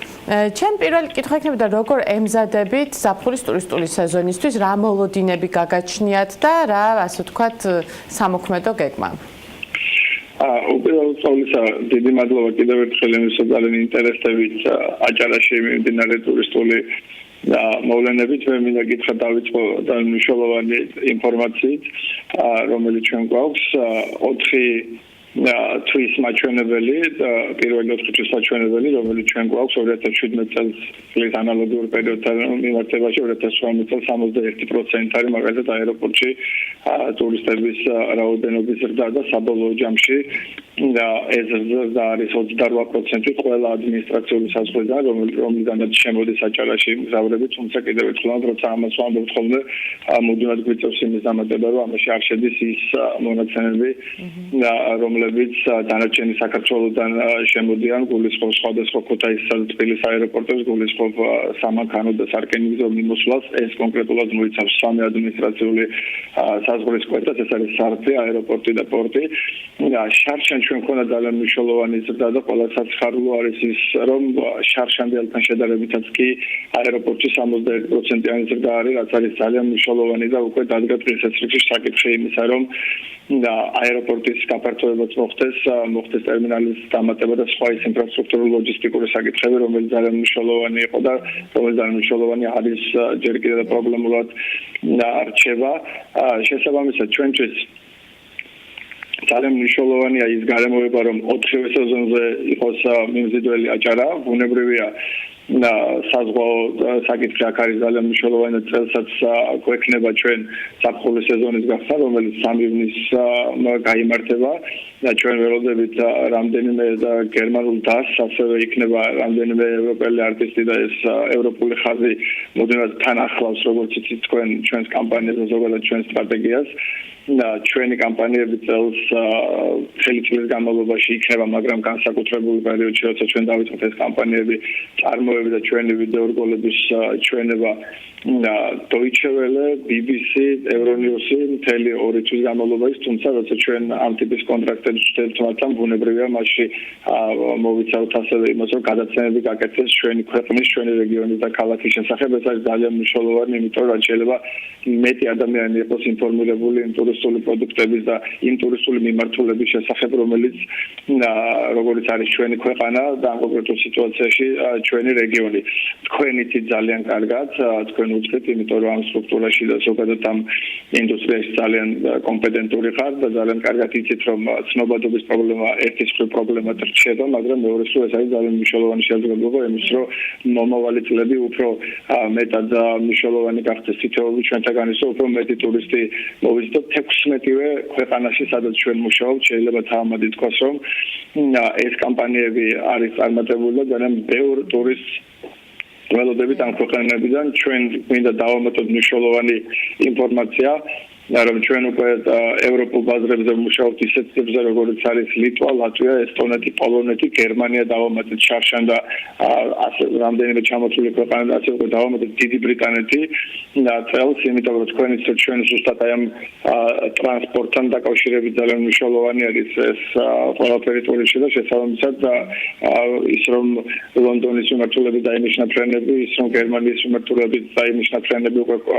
ლოუ-კოსტერებს გულისხმობს ამ კონკრეტულ სიტუაციაში და ადამიანებისთვის გახდა ადვილი გადაადგილება. შესაბამისად ჩვენ ვართ მოტივირებული, რომ უფრო კონკრეტული ასე ვთქვათ საინფორმაციო კამპანიები ვაწარმოოთ.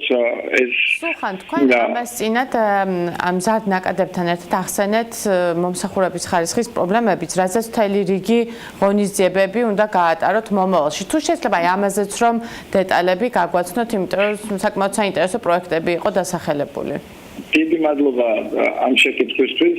აჭარის ტურიზმის დეპარტამენტისთვის ეს არის ერთ-ერთი ყველაზე მნიშვნელოვანი პროექტი, რომელიც ჩვენ 2017 წელს დავიწყეთ. ეს არის ტურიზმის განვითარების სკოლის ფარგლებში, იმიტომ რომ ერთ-ერთი მთავარი გამოწვევა ჩვენთვის, რომელიც რჩება და ეს გახლავთ სერვისების საკითხი და საფასო პოლიტიკა. თქვენ იცით, რომ ამას კონკრეტულად საფასო პოლიტიკასთან დაკავშირებით ბაზარი არის ამის დამრეგულირებელი და ამასთან დაკავშირებით მომავალში მოგახსენებთ.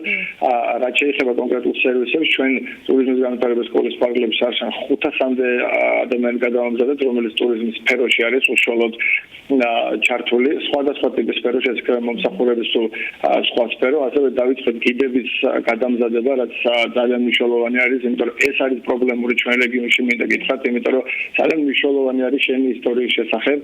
1000-ობით ჩამოსულ ტურისტი თუ რა ინფორმაციას მიიღებს და რა ინფორმაციის ექსპორტიორი გახდება შენი ქვეყნიდან და შენი რეგიონიდან. შესაბამისად ჩვენ გვჭირდება ძალიან ბევრი მომზადებული გიდი, ძალიან ბევრი პროფესიონალი გიდი და შესაბამისად როგორც შარშან ისევე წელს ვახორციელებთ ამ პროექტ გიდების გადამზადების. პირველად გამოვუშვით გიდების სახელმძღვანელო, რომელიც რომელიც შეიცავს ყველა ტურისტულ მარშრუტს, ისტორიას, ვიზუალიზაციას, ასე ვთქვათ, ტურისტების ფსიქოტიპების შერჩევასაც კი, რომელიც აკადემიურ დონეზე არის მომზადებული, მათ შორის სამეცნიერო წრეების ჩართულობით და შემდგომ იქნება ამის მეორე და მესამე ნაწილი და წელსაც ვამზადებთ ვაპირებთ არა უკვე მიმდინარეობს კიდების გადამზადება, მათ შორის რამდენიმე მარშრუტზე, ეს არის ქალაქის გიდი, ასე მთიანი აჭარის გიდი და ეს არის დაცულ ტერიტორიების და ეროვნული პარკების მიმართულებით არსებული და ბუნებრივი არ შესაძლებლობა რომ ყველა მარშრუტი ერთად ისწავლოს თუ ამის სურვილიც არსებობს და რაც მინდა ვთქვა გოდერძის მიმართულებით ეს არის ასევე ძალიან მნიშვნელოვანი პროექტი თქვენით რომ ათისასუმროს მშენებლობა იწყება გოდერძიზე ასევე ინფრასტრუქტურის მთავარი პრობლემა რაც დღემდე რჩებოდა ერთ-ერთი მთავარი პრობლემა ეს იყო ქვის პრობლემა რომლის მშენებლობაც ასევე იწყება გულისხმობ ხოლო გოდერძის და ზარზუს შემართულებას რომელიც სამხრეთ ჯავახეთს და ასე ვთქვათ აჭარას ერთმანეთთან აერთებს გოდერძის უღელტეხილის მოწესრიგებული ინფრასტრუქტურით რაც არის ძალიან მნიშვნელოვანი და ფანტასტიკური შესაძლებლობა რომ უკვე ორივე მხრიდან გაიხსნას ეს რაღაც ჩიხური სიტუაცია აღარ იყოს და იყოს სივრცე რომელიც ყველასთვის იქნება ათვისებული გოდერძის მიმართულებაზე რა გავაკეთეთ ჩვენ ვნახეთ რომ პირველი სოფელი ანუ გოდერძიმდე და რომელიც გახლავთ დანის პარაული და შემდგომ უკვე არის კურორტი გოდერძი იყო ძალიან დატვირთული სასტუმრო სახლები ჩვენ ვუკეთებთ ბუნებრივი ამათ რეკლამირება ძალიან ვეხმარებით საოჯახო ტიპის სასტუმროების განვითარებაში ვნახეთ რომ დატვირთულობა იყო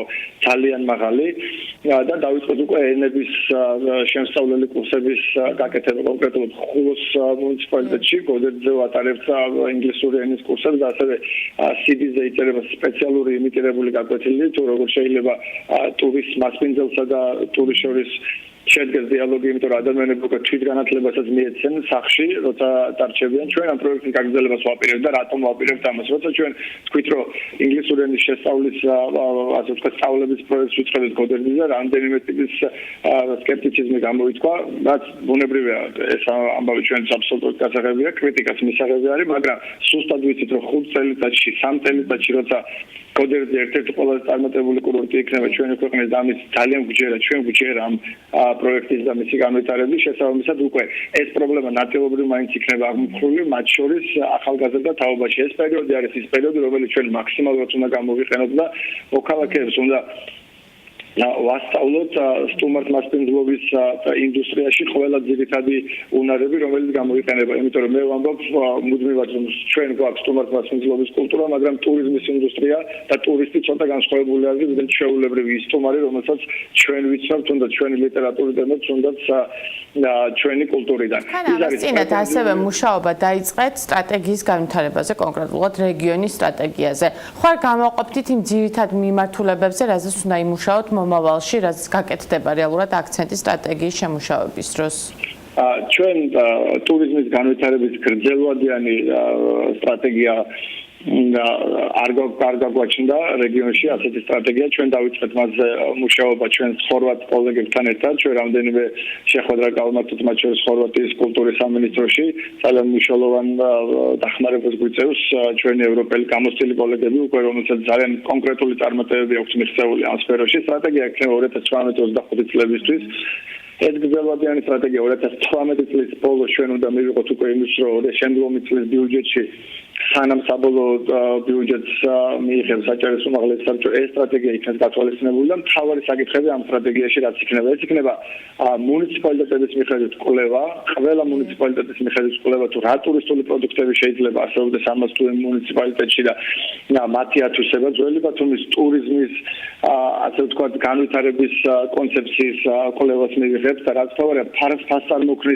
ფასარმოქმედთან დაკავშირებული პოლიტიკის კვლევა იქნება ასევე ყველა ის გადაწყვეტილების მიღების ორგანოს მნიშვნელოვანი კვლევა რომელიც არის ჩართული ტურიზმის ინდუსტრიაში და სამართლებრივი ბაზა ეს არის ის კონკრეტული ძალიან მოკლე ასე ვთქვათ მონახაზი რომელსაც ამ კვლევიდან ველოდებით და მე მინდა გითხრათ რომ ეს იქნება ძალიან მნიშვნელოვანი გრძელვადიანი კვლევა ყველა წარმატებულმა და ქვეყანამ ყველა წარმატებულმა ტურისტულმა რეგიონმა ეს პროცესი გაიარა თქვენ ძალიან კარგად უცხით ამის შესახებ და ეს იქნება კვლევა რომელიც უკვე იქნება სახელმძღვანელო დოკუმენტი ხელისუფლებისთვისაც და სახელმძღვანელო დოკუმენტი კერძო სექტორისთვის არ მოხდება რაღაც განსაკუთრებული ისეთი სიახლეები ნეგატიურ სიახლეებს გულისხმობ კონკრეტულ სიტუაციაში რომელიც მათთვის რაღაცა ფაქტის წინაშე დაყენება იქნება და მათ ექნებათ ეს დოკუმენტი, იმიტომ რომ ტურიზმში ინვესტიციების 50%-ზე მეტი ხორციელდება ჩვენს რეგიონში. ტურიზმი ცხოვრობს საჭიროა პირდაპირ მნიშვნელობით და დღეს ის არის აბსოლუტურად ალტერნატივო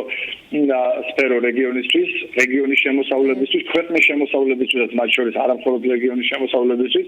შესაბამისად, ეს კვლევა როგორც კი დასრულდება იქნება აჭარის მთავრობისა და უმაღლეს საბჭოს წინაშე წარდგენილი, შემდგომ იქნება დაზიანებული შენიშვნები, თუ ასეთი შენიშვნები იქნება და საბოლოო ჯამში მივიღებთ სწორხედვას, აი მაგალითად ძალიან კონკრეტული ფაქტი მინდა გითხრათ, რომ ჩვენ წინაშე ტურისტების ზრდასთან ერთად დადგა ეგრეთ წოდებული პროდუქტების გამოწვევის საკითხები, იმიტომ რომ თქვენ იცით რომ აი რამდენიმე და მნიშვნელოვანი შეთავაზება და სერვისი ჩვენ შეგვიძლია შევთავაზოთ, რომელსაც საბოლოო ჯამში პროდუქტად ვაქცევთ ჩვენს ეროვნულ პარკებში, დაცულ ტერიტორიებსა და ასე შემდგომ, მაგრამ კიდევ ერთხელ ინფრასტრუქტურა თანმიმდევრულად ჩვენ მაქსიმალურად ვცდილობთ ამ ყველაფერში ჩავებად, მაგრამ ეს ყველაფერი წლების განმავლობაში ხდებოდა ალბათ განვითარების ეს ეტაპის გასავლელი იყო, წლების განმავლობაში ხდებოდა კონკრეტულ სტრატეგიაზე დაყრდნობით არ იყო ეს ყველაფერი. ეხლა უკვე ეს ყველაფერი იქნება კონკრეტულ სტრატეგიაზე დაყრდნობით და გვეცოდება მაგალითად აი რატომ ვაკეთებთ ორთაბათუმის მხრიდან ამ ტირალას განვითარების კონცეფციას, რომელზედაც ეხლა UNDP ძალიან აქტიურად გვეხმარება, დიდი მადლობა მინდა მე მათ ამის უსუთხა რამდენიმე შეხვედრის შემდეგ პრაქტიკულად მათაც დაიჯერეს ამ პროექტის რომელიც სხვათა შორის რომელსაც ძალიან უჭერს ხარს ადგილობრივი მოსახლეობა და ბევრი ამ ტიპის პროექტი არსებობს, იმიტომ რომ ერთის მხრივ კონდეს სხვა, მეორეს მხრივ 1 საათის სავალზე კონდეს ფანტასტიკური სამწუხაროდ ჩვენი დრო იწურება და ბოლო კითხვას გკითხავთ. საუბარი არის აჭარაში ტურიზმის სამინისტროს შექმნაზე. რამდენად რა მოსაზრების ხართ თქვენ და რამდენად ეს რეალურია? აჭარის კონსტიტუცია არის უკვე მიღებული, მათ შორის საქართველოს პარლამენტის მიერ უკანასკნელი რედაქცია, რომელშიც პირდაპირ წერია, რომ აჭარის ექსკლუზიური უფლება არის შექმნას რამდენიმე დარგში სამინისტრო, მათ შორის ახალი რაც არის ის, რომ იყო 4 დღემდე არსებული სფერო, ეხლა არის უკვე 11, მათ შორის ინფრასტრუქტურა და ტურიზმი ბუნებრივია. ერთ ჩემი მოსაზრება ამ საკითხთან დაკავშირებით არის შემდგომი, რომ ამ კანონმდებლობიდან რომელიც არის ეს კანონმდებლობა არის შემდგომი, აჭარის მთავრობას ვეღარ ეყოლება ვერც CP, ვერც საქორწინებო დაწესებულება და მას უნდა ყავდეს სამინისტროები. დღეს არის აჭარის ტურიზმის დეპარტამენტი, აჭარის საქორწინებო დაწესებულება, რაც გულისხმობს იმას, რომ აჭარის მთავრობის შემადგენელი ნაწილი არის და აჭარის მთავრობასთან ძალიან კონკრეტული დიალოგის რეჟიმი აქვს, მათ შორის მთავრობის ხელმძღვანელზე ბუნებრივია. იმ შემთხვევაში თუ აჭარის მთავრობასა და ტურიზმის დეპარტამენტს შორის აი კონკრეტულად მაგალითად რომელიმე სამინისტრო ჩადგება და აჭარის ტურიზმის დეპარტამენტი იქნება CP, მე გეტყვით პირდაპირ მაგრამ ეს ყველაფერი გაართულებს ურთიერთობას გადაწყვეტილების მიღებ ორგანოს ერთი ნაბიჯით უკან დაწევს ამ შემთხვევაში ტურიზმის დეპარტამენტს და შუალედური როლი გაჩნდება და ჩემს ეს იქნება ბიუროკრატიის ზრდა.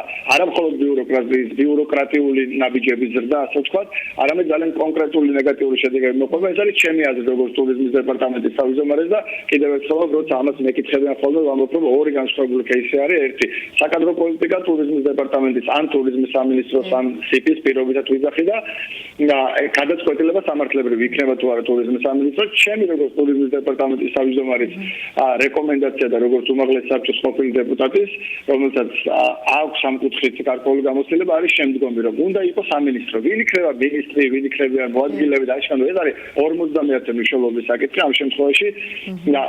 სფერო, რომელიც ყველაზე დიდი კონტრიბუციის შემომტანი არის ქვეყნის ბიუჯეტში, მათ შორის რეგიონის ბიუჯეტში, შეგვიძლია პირდაპირ თქვა სამშენებლო ბიზნესთან ერთად, მაგრამ ისიც აპარტ-ჰოტელების განვითარებაზე ორიენტირებული და შესაბამისად ესაც ტურიზმის სფერო არის ერთუშეულოვნად. ამ სფეროს უკან დახევა არ შეიძლება. ჩვენ უნდა გამოვიდეთ. გეთანხმებით, დიდი მადლობა ჩართვისთვის. სამწუხაროდ ჩვენ დრო ამოიწურა, თუმცა წარმატებებს გისურვებთ და იმედი გვაქვს, რომ ჩვენი რუბრიკის სტუმარი კვლავ იქნებით მომავალში. დიდი მადლობა. დიდი მადლობა. მე შემდეგ სამშაბათამდე გემშვიდობები, თუმცა ვფიქრობ, რომ ტურიზმის სამინისტროს, ასე ვთქვათ, იდეა ცუდი არ იქნებოდა მთელი საქართველოს მასშტაბით და არა მარტო აჭარის რეგიონში. დიდი მადლობა მაიასი და მოინძეს და მის სტუმარს. ტურიზმის თემატიკას არ ვწდებით ამ წუთებში საქართველოს სტატისტიკის ეროვნული სამსახურის აღმასრულებელი დირექტორი და ტურიზმის ეროვნული ადმინისტრაციის ხელმძღვანელი გიორგი ჩოგოვაძე უცხოელ ვიზიტორთა გამოკვლევის შედეგების შესახებ ერთობლივ პრესკონფერენციას მართავენ. პრეზენტაციიდან უფრო მეტი კონკრეტიკით თათია ჩაფიჩაძე უნდა შემოგვიერთდეს. თათია, დილამშვიდობის. დილამშვიდობისა ბექა, უცხოელ ვიზიტორთა გამოკვლევის შედეგების პრეზენტაცია თბილისი მარიოტში უკვე დასრულებულია.